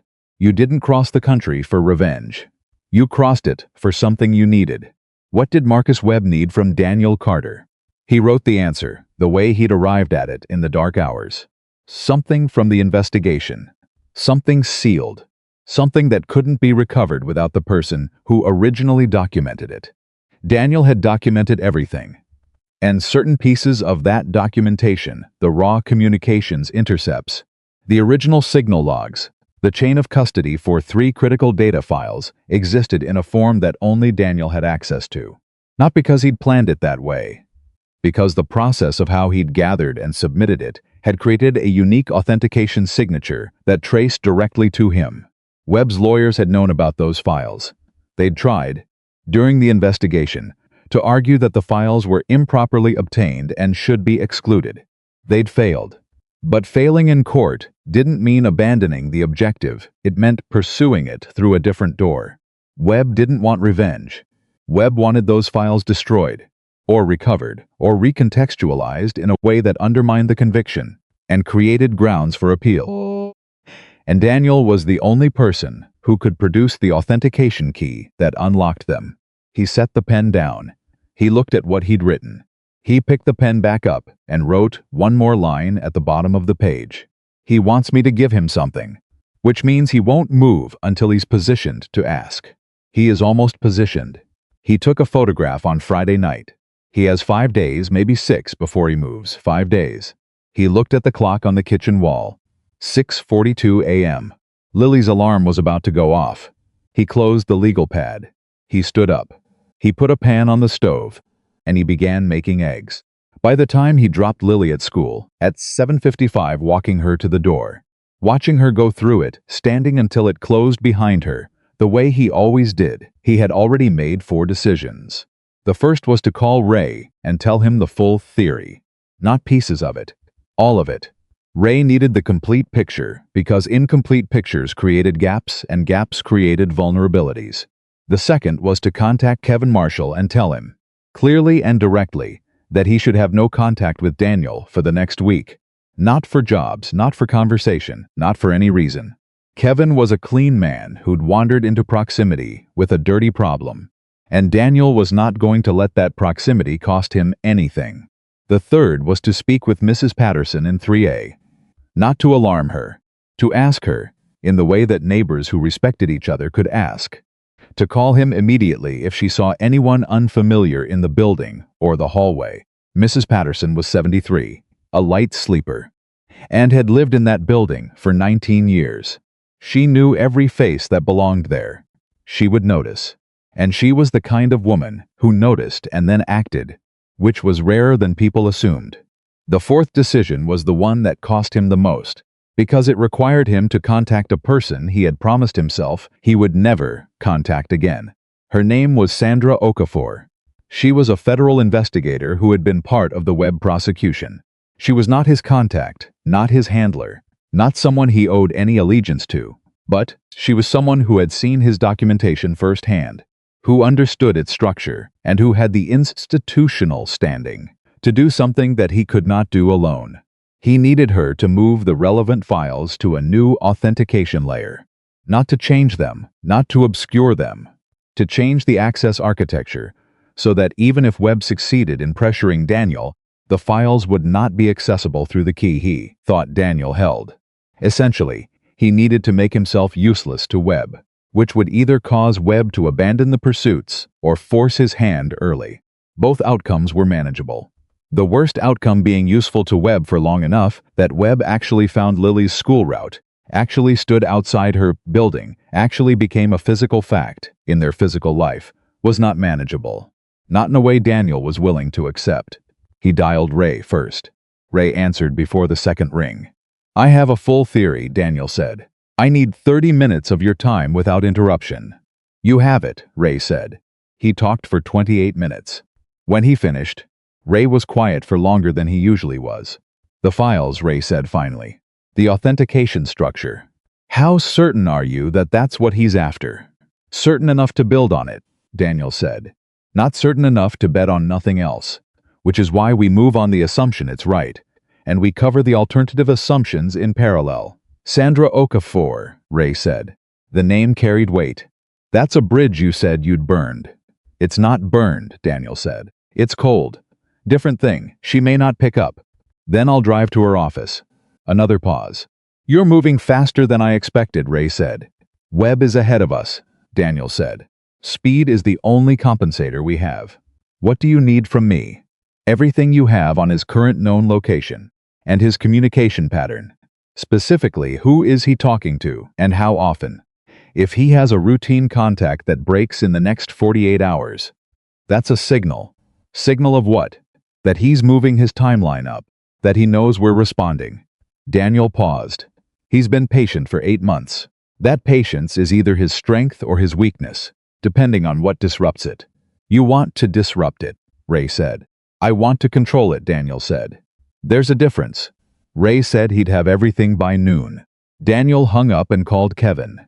Kevin answered with the particular brightness of a man who'd had a good tournament weekend and hadn't yet registered that the call might not be a good news call. Danny. Hey, I was going to reach out about that water heater in the Kevin, Daniel said. Listen to me carefully, a beat. Kevin's tone changed. Okay. I need you to have no contact with me for the next week. No calls, no texts, no jobs. If anyone asks you about me, anyone, for any reason, you don't know anything about my schedule, my address, or what I'm working on. You fixed your security system Friday night. End of story. Silence, Danny. Kevin's voice was lower now, and serious in a way that said he'd moved from confusion to understanding faster than most people would. Is this about the man from the parking lot? It's about keeping you clear of something that has nothing to do with you. But it has to do with you, yes. And Lily? Daniel paused for exactly 1 second. I'm handling it, he said. Kevin was quiet. When he spoke again, his voice had the particular texture of a man who was accepting something he didn't like because he trusted the person telling him it was necessary. 1 week, Kevin said. 1 week, maybe less, and then I'll come fix that water heater. Kevin let out a breath. You better, Kevin. Daniel paused. Thank you. For Friday. For deleting the footage. For not asking questions you didn't need answered. You're a good man. Danny, Kevin said. Whole world is full of people who aren't. And you are. That matters. Daniel had no immediate response to that. 1 week, he said. 1 week, Kevin confirmed. He hung up and stood in the hallway of his building for a moment before climbing the stairs to knock on 3A. Mrs. Patterson answered the door in a house dress and reading glasses pushed up on her head, holding a crossword puzzle in one hand. She was 73, white-haired, with the sharp eyes of a woman who had been paying attention to the world for a long time and had developed opinions about almost all of it. Daniel, she said, you're up early. Good morning, Mrs. Patterson. I'm sorry to bother you. You never bother me. She studied his face. Come in. I only need a moment. She opened the door wider anyway. He stepped in. She closed it behind him. Her apartment smelled like coffee and old books and something baking, something sweet. She lived alone, had been widowed for 11 years, and kept the apartment with the particular order of a person who had decided that the space she occupied should reflect the person she wanted to be, regardless of whether anyone saw it. He had always respected that. I need to ask a favor, he said. Ask. Over the next week or so, if you see anyone in the building or the hallway who doesn't belong here, a face you don't know, someone waiting who has no obvious reason to wait, I'd like you to call me immediately. He handed her a card with his cell number already written on it, because he'd written it in the elevator. Not the building manager, not the front desk, me directly. She took the card. She looked at it. She looked at him. Is there trouble? She said. There may be, he said. Possibly not. I'd rather be cautious, she nodded once. No drama, no questions beyond what she needed. Just the calm of a woman who had navigated enough of the world to know that when a quiet man asked you to be watchful, watchfulness was what was called for. "And Lily," she said. "She's fine," he said. "She'll be fine. I'll keep an eye, Mrs. Patterson said. She tucked the card into her house dress pocket. "There's coffee. I can't stay. Thank you, Mrs. Patterson." "Don't thank me," she said, in the tone of someone who found gratitude for basic decency unnecessary. "Just handle whatever needs handling, and then go back to being quiet. The building is better when you're just quiet." He almost smiled. "I'll work on it," he said. He went back downstairs and got in his truck. He had a lock replacement in Riverside at 9. He drove to Riverside. He worked 3 jobs before noon, and in between the second and the third he called Sandra Okafor's office. Her assistant picked up. Daniel gave his name. There was a pause on the line that was slightly longer than administrative. "Then please hold." 30 seconds. Then Sandra Okafor picked up, and her first word was his name, said in the particular tone of someone who had not expected to hear it and was deciding very quickly how they felt about that. "Daniel Carter," she said. "Sandra, I need 20 minutes. It's been 3 years. I know, you said you were done with this." "I was," he said. The situation changed. A pause. He heard her move, the sound of a door closing. Ambient office noise dampening behind it. "Tell me," she said. He told her. Clean and fast, the way he'd told Ray, with the precise detail she needed, and nothing that would distract from the core argument. When he finished, she was quiet for a moment. "The authentication structure," she said. "You think he believes he can leverage you into providing access. I think he's built his entire current operation on that assumption," Daniel said. "Which means if we change the architecture, we change his calculation." "That's not a simple process," she said. "Those files are in a sealed evidentiary archive. Moving the access layer requires a formal request through Sandra." She stopped. "He sent me a photograph this morning," Daniel said, "of me entering a building I do regular work in, taken last Friday, which means he had eyes on me before Ray found me. Before I knew any of this was in motion. He's not doing surveillance. He's doing countdown." A longer pause. "How long do you think you have?" she said. 5 days, he said. "Maybe 4 now." He heard her exhale. "I'll make some calls," she said. "This is going to require me to read certain people in." "I understand. People who are going to have questions about what you've been doing for 3 years." "I've been replacing lock cylinders and fixing refrigerators," he said. "The answer will disappoint them." Something in her voice shifted, not quite warmth, but the close cousin of it, the kind of thing that develops between people who've been through difficult work together and come out with something intact. "I'll be in touch by end of day," she said. Daniel. "Yeah. Are you being careful?" He thought about that. "I'm being thorough," he said. She accepted that as close enough. He hung up and finished the lock replacement in Riverside, and then the refrigerator in San Marco, and then the exhaust fan in Springfield. And every job was done exactly as it always was: clean. Complete. Correct. He did not carry his problems into other people's spaces. He'd learned that young, and he'd never unlearned it. By the time he picked up Lily at 3:15, his phone had logged 2 calls from Ray. 1 text from Sandra's office, confirming she'd initiated the access review, and 1 missed call from a number he didn't recognize. He did not call the unknown number back. If it was Webb making contact, the worst thing he could do was respond on Webb's timeline. He waited. They were home by 3:40. Lily had a half-day's worth of energy still burning, and she used it on her reading assignment, which she did at the kitchen table with a level of focus that Daniel found, as always, quietly remarkable. She didn't need to be told to do it. She just did it. Had since first grade, the homework came out of the bag. It got done. It went back in.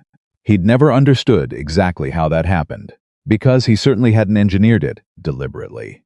He thought maybe it was something her mother had placed in her before she left. A kind of gift delivered early, before anyone knew it was needed. He made dinner pasta, which was a Tuesday tradition she'd established without being asked, and which he honored because traditions were the architecture of a child's sense of safety, and he understood architecture. At 4:51, the unknown number called again. He looked at the phone. He looked at Lily, absorbed in her book. He picked it up and walked to the hallway. "Carter," he said. A beat of silence. Then hello, Daniel. The voice was measured. Pleasant, even. The voice of a man who was comfortable in this moment. Who had scripted it. Who had practiced the tone of it. Marcus Webb. Daniel's grip on the phone was completely relaxed. Marcus, he said. You sound calm, Webb said. Good. This doesn't need to be adversarial. What does it need to be? A conversation, Webb said. Between two people who have something each other wants. I don't want anything from you, Daniels said. You want me to leave your daughter's school schedule alone, Webb said. That's something you want. The sentence hit Daniel in the chest like a blunt object. He absorbed it. He did not respond to it. Not directly. Not the way Webb wanted. You don't know her school schedule, Daniel said. Riverside Elementary. 7:52 drop-off. 3:15 pickup. You walk the last block from the parking lot. A pause. She wears a yellow jacket. She draws in a notebook. Daniel stood in the hallway of his apartment, and the world continued around him. Lily turning a page in the kitchen. The radiator clicking. Mrs. Patterson moving overhead in the faint way she did in the early evenings. He said nothing. Because saying nothing was the correct response. Because the moment you reacted to a threat was the moment you confirmed the threat had power. And a man who understood leverage understood that power was not real until it was acknowledged. He said nothing. 1, 2, 3. Webb's voice came back, and there was the first edge of something in it, very faint, barely audible. But there I expected more, Webb said. I know you did, Daniel said. A longer pause. Here's what I need, Webb said. And it's not complicated. The authentication key for 3 files in the Webb case archive. That's it. You provide the access. I give you a documented release of interest legal. On paper. Witnessed. And you go back to fixing refrigerators, and I never enter your orbit again. And if I say no, then I continue becoming more familiar with your orbit, Webb said. Until you change your mind. Daniel turned and looked through the doorway at Lily. She was still reading. Still completely absorbed. Still safe. In this moment. He held that image for exactly the time he needed to hold it. Then he said, I'll need 48 hours. Webb's voice shifted, almost imperceptibly. But shifted for what? To decide, Daniel said. I don't make decisions in the middle of phone calls. You know that. 48 hours, Webb said. Then I call again. Then you call again, Daniel confirmed. The line went dead. Daniel put the phone in his pocket. He stood in the hallway for 3 seconds. Then he walked back into the kitchen. Dinner's almost ready, he said. Lily looked up from her book. She looked at him. 3 seconds of that quiet, accurate assessment. Okay, she said. She went back to reading. He got the pasta water going. His hands were completely steady. At 7 p.m. he called Ray. Webb made contact, he said. Ray went very still on the line. Daniel could feel it. The particular quality of silence that meant a person had stopped breathing for a second. He knows Lily's school, Daniel said. Her schedule. The yellow jacket. God, Ray said. He's giving me 48 hours to decide whether to cooperate, Daniel said. He thinks he has leverage. He does have leverage, Ray said. And his voice was careful, the voice of a man who respected Daniel enough to say the true thing even when it was hard. He has the appearance of leverage, Daniel said. Sandra is moving the access architecture. By the time 48 hours is up, the authentication key he thinks I hold won't open anything. He'll be holding a card that lost its value. And when he discovers that, he'll have one option, Daniel said. Act directly, which means he exposes himself. And when he exposes himself, Sandra's people and whoever Ray has coordinating on the law enforcement side will have a clear legal basis to move. Ray was quiet. You're using yourself as bait, he said.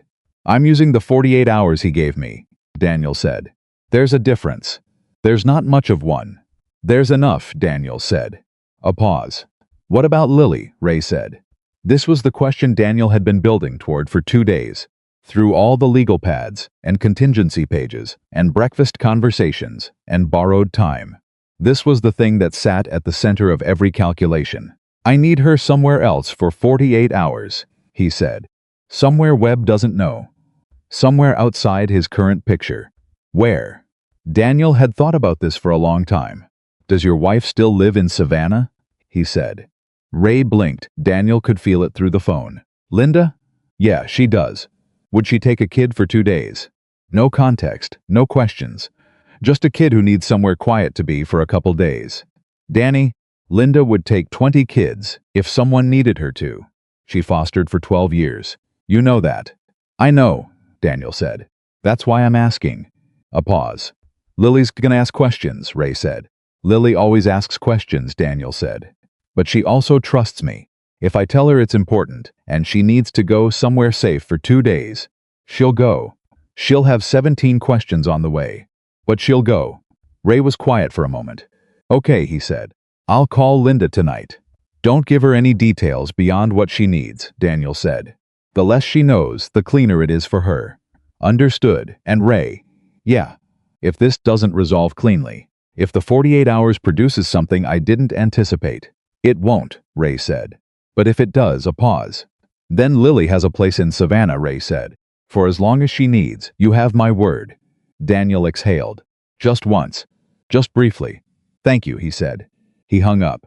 He went to Lily's room. She was in bed with her book, the lamp on, bare under one arm. He sat on the edge of the bed. She put the book down. She looked at him. I need to talk to you about something, he said. Okay, she said. He'd had this conversation in his head a dozen times since Tuesday morning. He'd tried different framings, different levels of detail, different ways of telling the truth without telling the part of the truth that was too large and too sharp for an 8-year-old to hold. He settled on the most honest version that still protected her. You know how sometimes I fixed things in places that were far away?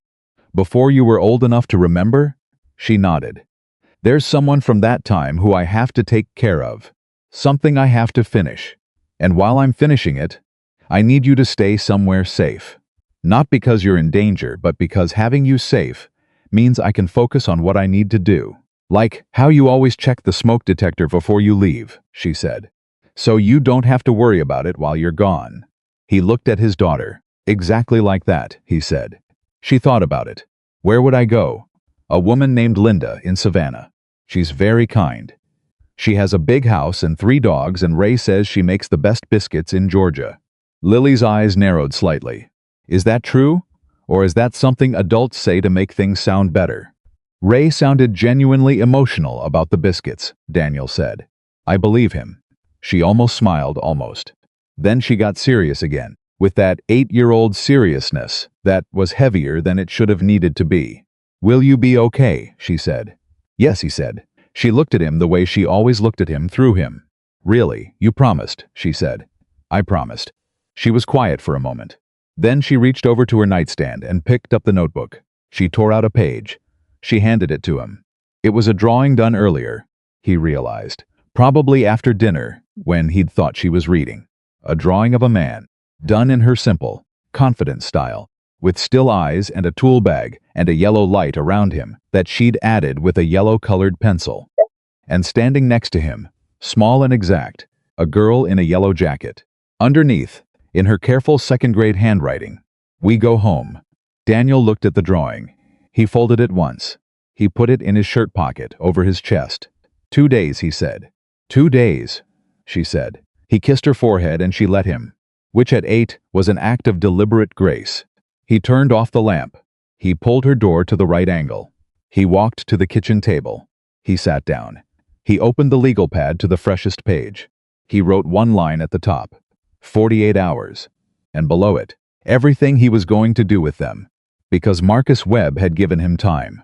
And Daniel Carter had learned, in places that Marcus Webb had only read about in files, that time given to the wrong person was not generosity. It was the last mistake a planner made before the plan collapsed, he wrote. The apartment was quiet around him. The drawing was in his pocket. He had everything he needed. He did not intend to waste a single minute of it. At 11:47 p.m. his phone buzzed with a text from Sandra Okafor. 4 words. Architecture changes done. He read it twice. Then he set the phone face down on the table. He looked at the ceiling. The radiator clicked. Mrs. Patterson moved overhead.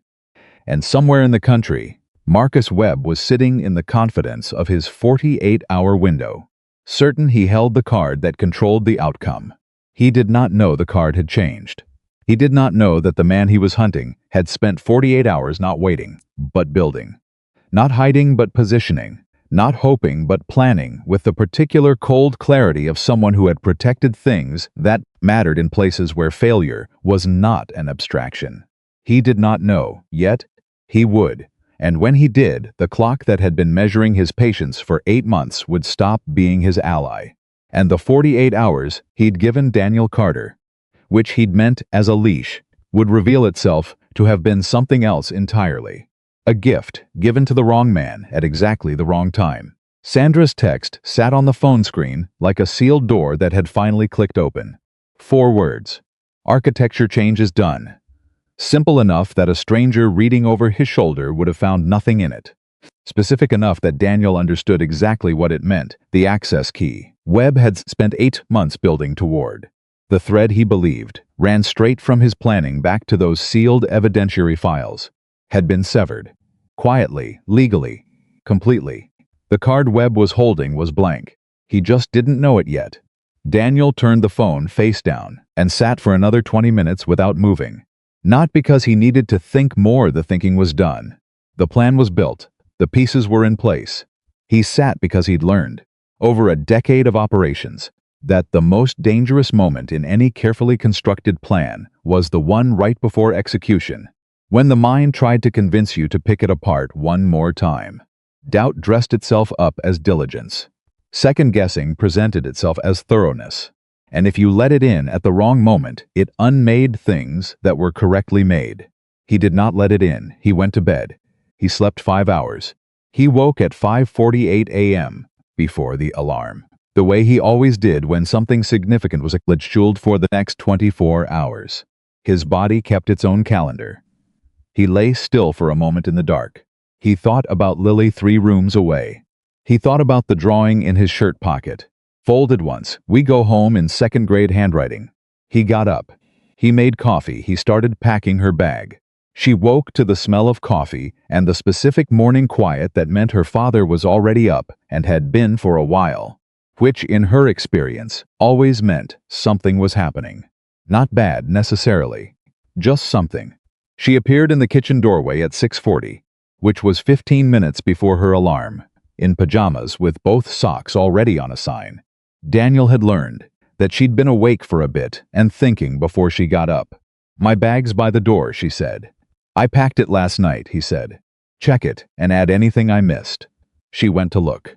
She came back with the notebook in her hand, which he'd left out deliberately because he knew she'd want it. "You forgot this on purpose," she said. "Add it to the bag," he said. She did. She climbed onto her chair. He put eggs in front of her. She ate 2 bites and then put her fork down. "Tell me again," she said, "what you told me last night." "Say it again." He looked at her. "You're going to Savannah," he said. "Linda's house. 2 days, maybe less. I'm going to finish something here that I should have finished a long time ago. And when it's done, I'm going to drive to Savannah and we're going to come home. Together," she said. "Together." She picked up her fork. She ate. She did not ask anything else, which cost her something. He could see it in the line of her jaw. But she paid it without complaint, because at 8 years old she had already learned the particular discipline of trusting the husband you loved to tell you what they could and protect you from the rest. He did not take that trust lightly. He never had. He never would. At 7:30, Ray's car pulled up outside. Daniel carried her bag down. Ray was standing by the trunk, and he looked at Daniel with the look of a man who understood exactly what this moment cost and did not try to minimize it with words. Ray took the bag. Lily came down the stairs and stopped in front of Ray. She assessed him. Full 3-second evaluation. "You're Ray," she said. "I am," Ray said. "Your wife makes good biscuits." "The best," Ray said, with complete sincerity. She nodded, accepting this. She turned to Daniel. He crouched down to her level. She put both arms around his neck and held on for a moment, not frantically. Not with the desperation of someone afraid, but with the firm, deliberate grip of a person who was choosing to trust and expressing it physically. He held her back. 2 days, she said into his shoulder. 2 days, he said. She let go. She walked to Ray's car. She got in. She buckled her seatbelt. She looked at him through the window as the car pulled out, and her face was composed and steady, and she raised one hand in a small wave, and he raised his hand back, and then the car turned the corner and was gone. He stood on the sidewalk for a moment. Just a moment. Then he went back inside. He had work to do. At 9 a.m. he called Webb's number. He didn't wait for Webb to call him at the 48-hour mark. He called first, because calling first was a signal controlled, deliberate, that said, the terms of this conversation were not being set by Webb's timeline. Webb answered on the third ring. There was a slight pause before he spoke, and in that pause, Daniel heard the recalculation happening. Fast practiced, but there. You're early, Webb said. I've made a decision, Daniel said. I'm listening. I'll cooperate, Daniel said. I'll provide the authentication access. I want to meet in person. Neutral location.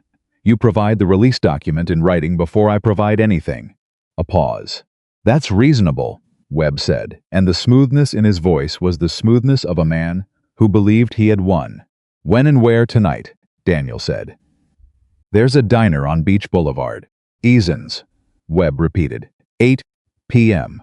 Another pause. Just you, just me, Daniel said. And just you, agreed, Webb said. Daniel. You're making the right choice. I know, Daniel said. He hung up. He called Sandra. Eason's Diner, Beach Boulevard. 8 p.m. tonight, he said. He'll be there. He thinks I'm cooperating. How many people do you need? Enough that I don't have to do anything physical, Daniel said. This needs to be clean. On the record. With the right people watching and the right documentation in place. Can you have that by 8 p.m.? A brief pause. Yes. Sandra, yeah. He's going to test the access before he hands over the release document. He has the technical means to do it on site. He'll have a device. When it fails, he'll know immediately. And that's when you move, Daniel said. Not before. He needs to be in the act of attempting to access sealed federal files. That's your cleanest charge. You're giving me the moment, she said. I'm giving you everything you need, he said. Just be there. We'll be there, she said. He hung up. He called Ray. It's set, he said. Tonight, Ray said. Tonight. How's Lily? Currently teaching Linda's youngest dog to sit on command, Ray said. The dog has not sat. Lily has not given up. Something loosened slightly in Daniel's chest. Tell Linda thank you, he said.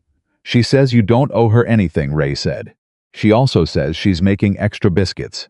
Tell her I'll eat every one of them, Daniel said. He hung up. He had 11 hours. He was going to use them correctly.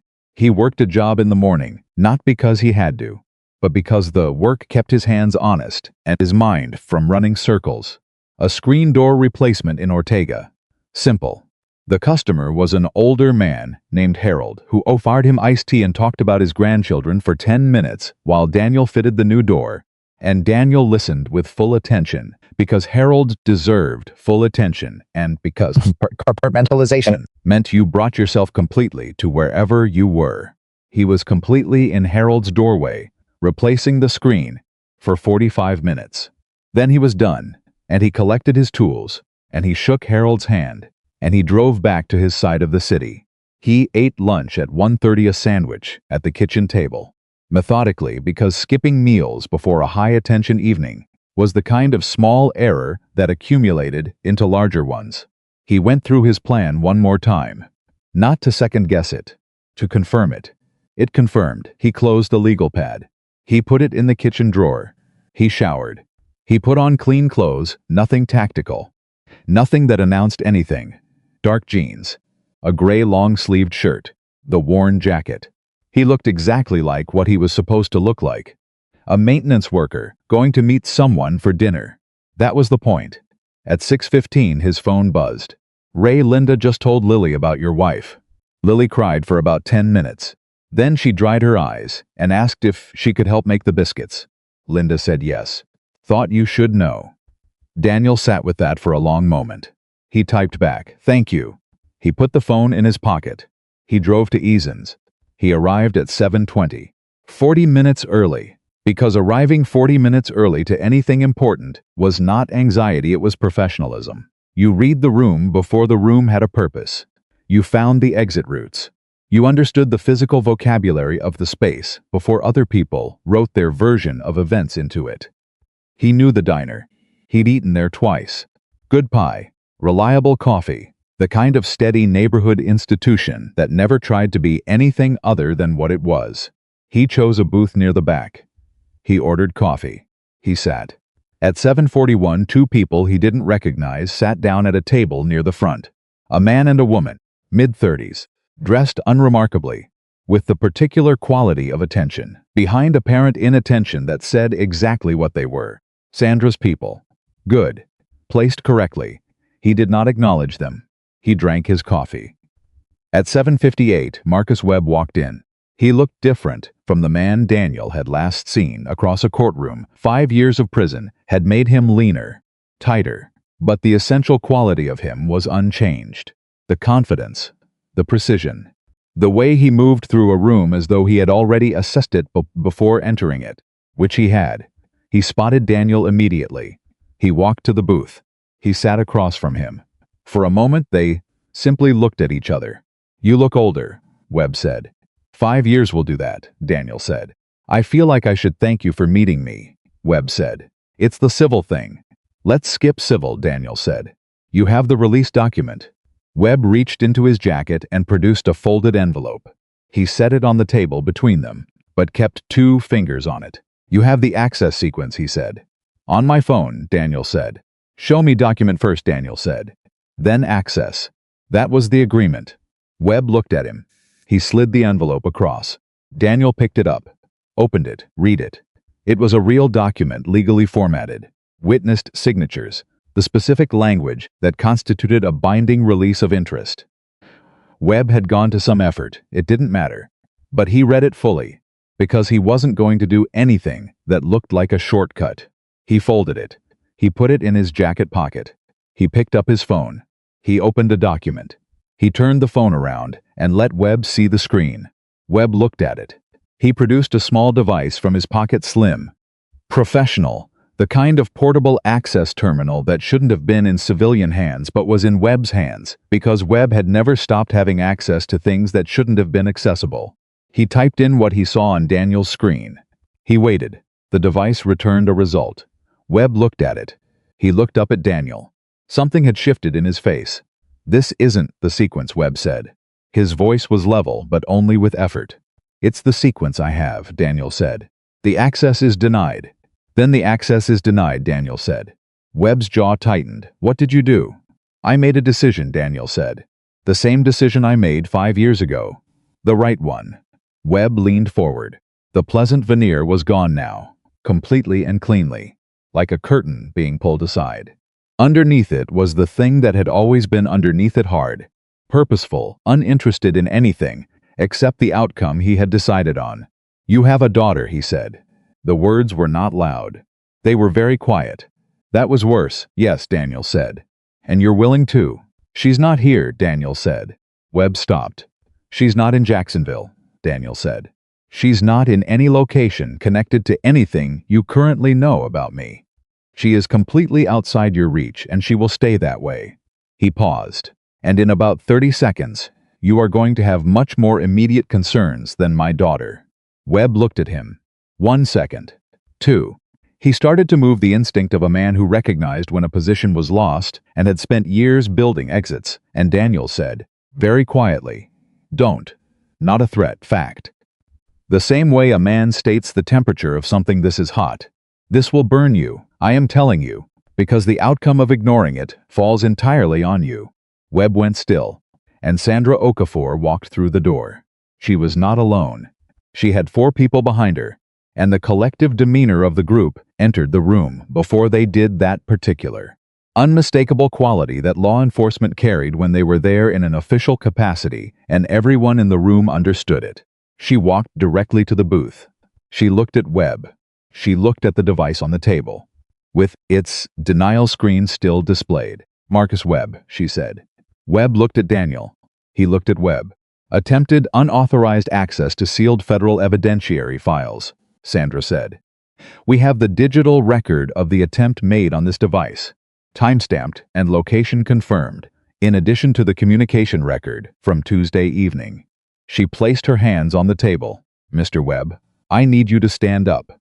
Webb did not look at Sandra when she spoke. He looked at Daniel. And in that look was something that Daniel had not expected, or perhaps had expected and had prepared for and found. In the moment still required something from him to receive. It wasn't rage. It was something closer to comprehension. The specific expression of a man who had planned everything, and in the planning had failed to account for one true thing.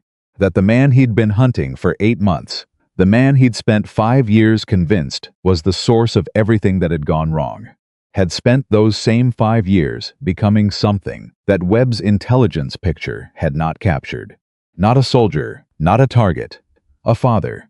And a father with something to protect was not the same calculation as a soldier with a mission. Webb should have known that. He hadn't. He stood up. Sandra's people moved in smooth and practiced, and in 30 seconds it was done in the professional, undramatic way that things end when they're properly set up, without chaos, without violence, without anything that required Daniel to be anything other than the person, sitting in a diner booth with a cup of coffee in front of him. Sandra looked at him across the table as they led Webb toward the door. You did good, she said. I did what made sense, he said. That's the same thing, sometimes. She picked up the release document from where he'd set it on the table. I'll need this. It's yours. She looked at him for a moment. Are you going to be okay? She said. He thought about the drive to Savannah, about the biscuits Ray had described with emotional investment, about a girl in a yellow jacket and a notebook full of drawings, currently somewhere in Georgia teaching a dog to sit. Yeah, he said. She nodded. She left. The diner returned to its ordinary self-conversations, resuming. Coffee cups, the ambient sound of a Tuesday evening in Jacksonville that had absolutely no interest in what had just happened in its back booth. Daniel picked up his coffee. He drank it. He paid the check. He left. He was on I-95 South by 9:30.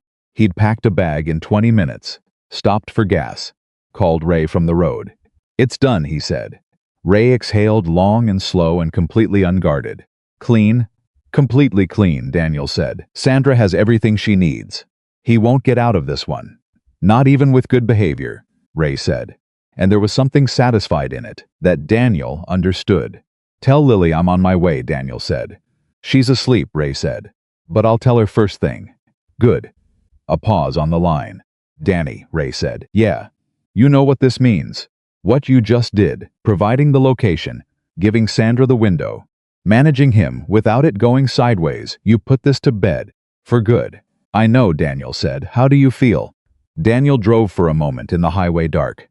The headlights cutting ahead, the road steady under the truck. Like I want to eat biscuits, he said. Ray laughed. Actually laughed the full kind, not the polite kind. Get down here, he said. He hung up. Daniel drove. He drove through the dark of the Florida coast, giving way to the Georgia border. Through the particular quality of late-night highway that was not lonely but solitaries, a distinction he'd always found important. Loneliness was the absence of connection. Solitude was what you needed to carry connection forward, intact without losing it to noise. He was not lonely. He had a daughter in Savannah, who was probably asleep in a strange bed with a notebook under the pillow, and a friend who had found him when finding mattered, and a woman named Sandra who had moved a federal access archive in less than 24 hours, because the right thing had a velocity of its own when the right people agreed on it. He had a note on a refrigerator at home. He had a yellow jacket on the hook by the door. He had a drawing in his shirt pocket, folded once. We go home. He drove. He pulled into Ray's driveway in Savannah at 12:53 a.m. The house was quiet. Lights off except for the porch light that Ray had left on. He cut the engine and sat for a moment. Then the front door opened. Linda Kowalski was a woman of 60 who carried herself with the specific warmth of someone who had taken in enough people in hard moments to know exactly what they needed without being told. She stood in the doorway in a robe and slippers, and she didn't say anything dramatic when she saw him, just opened the door a little wider.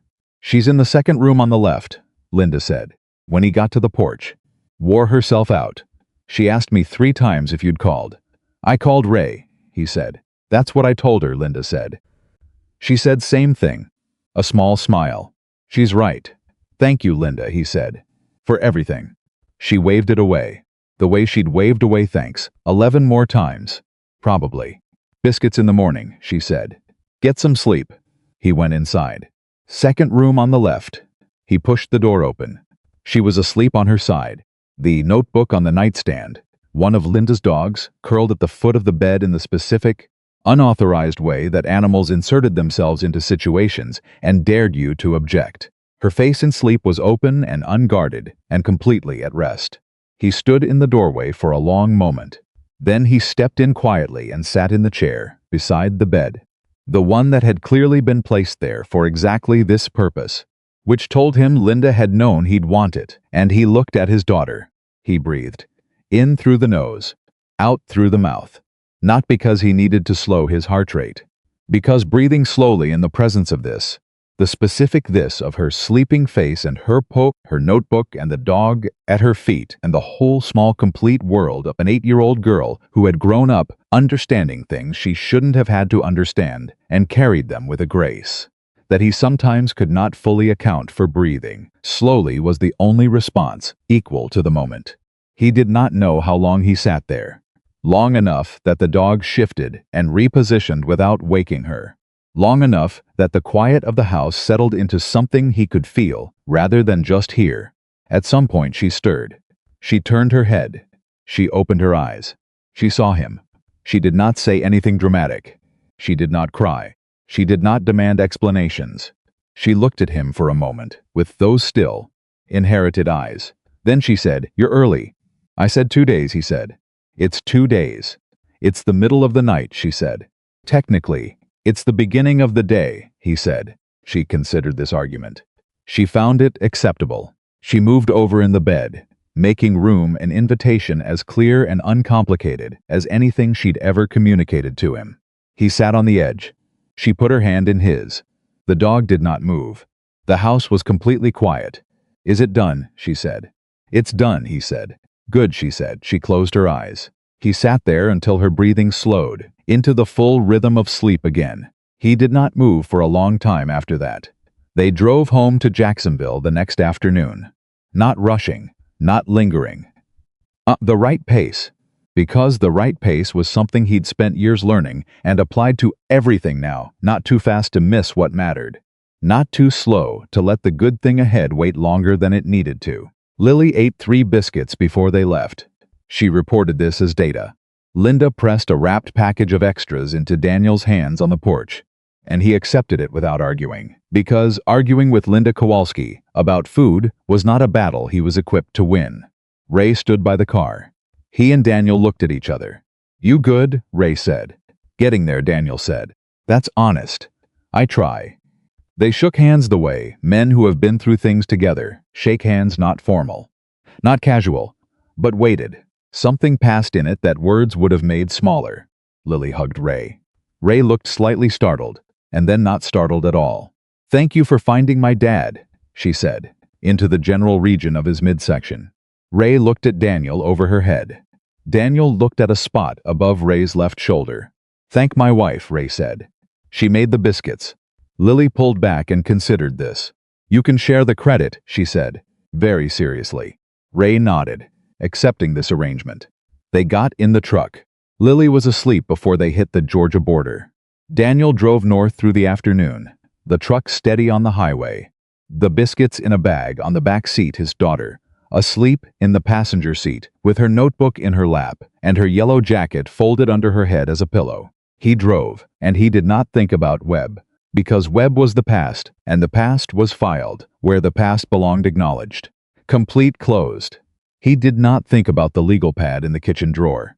He did not think about the 48 hours just finished, or the 8 months before them, or the decade before that.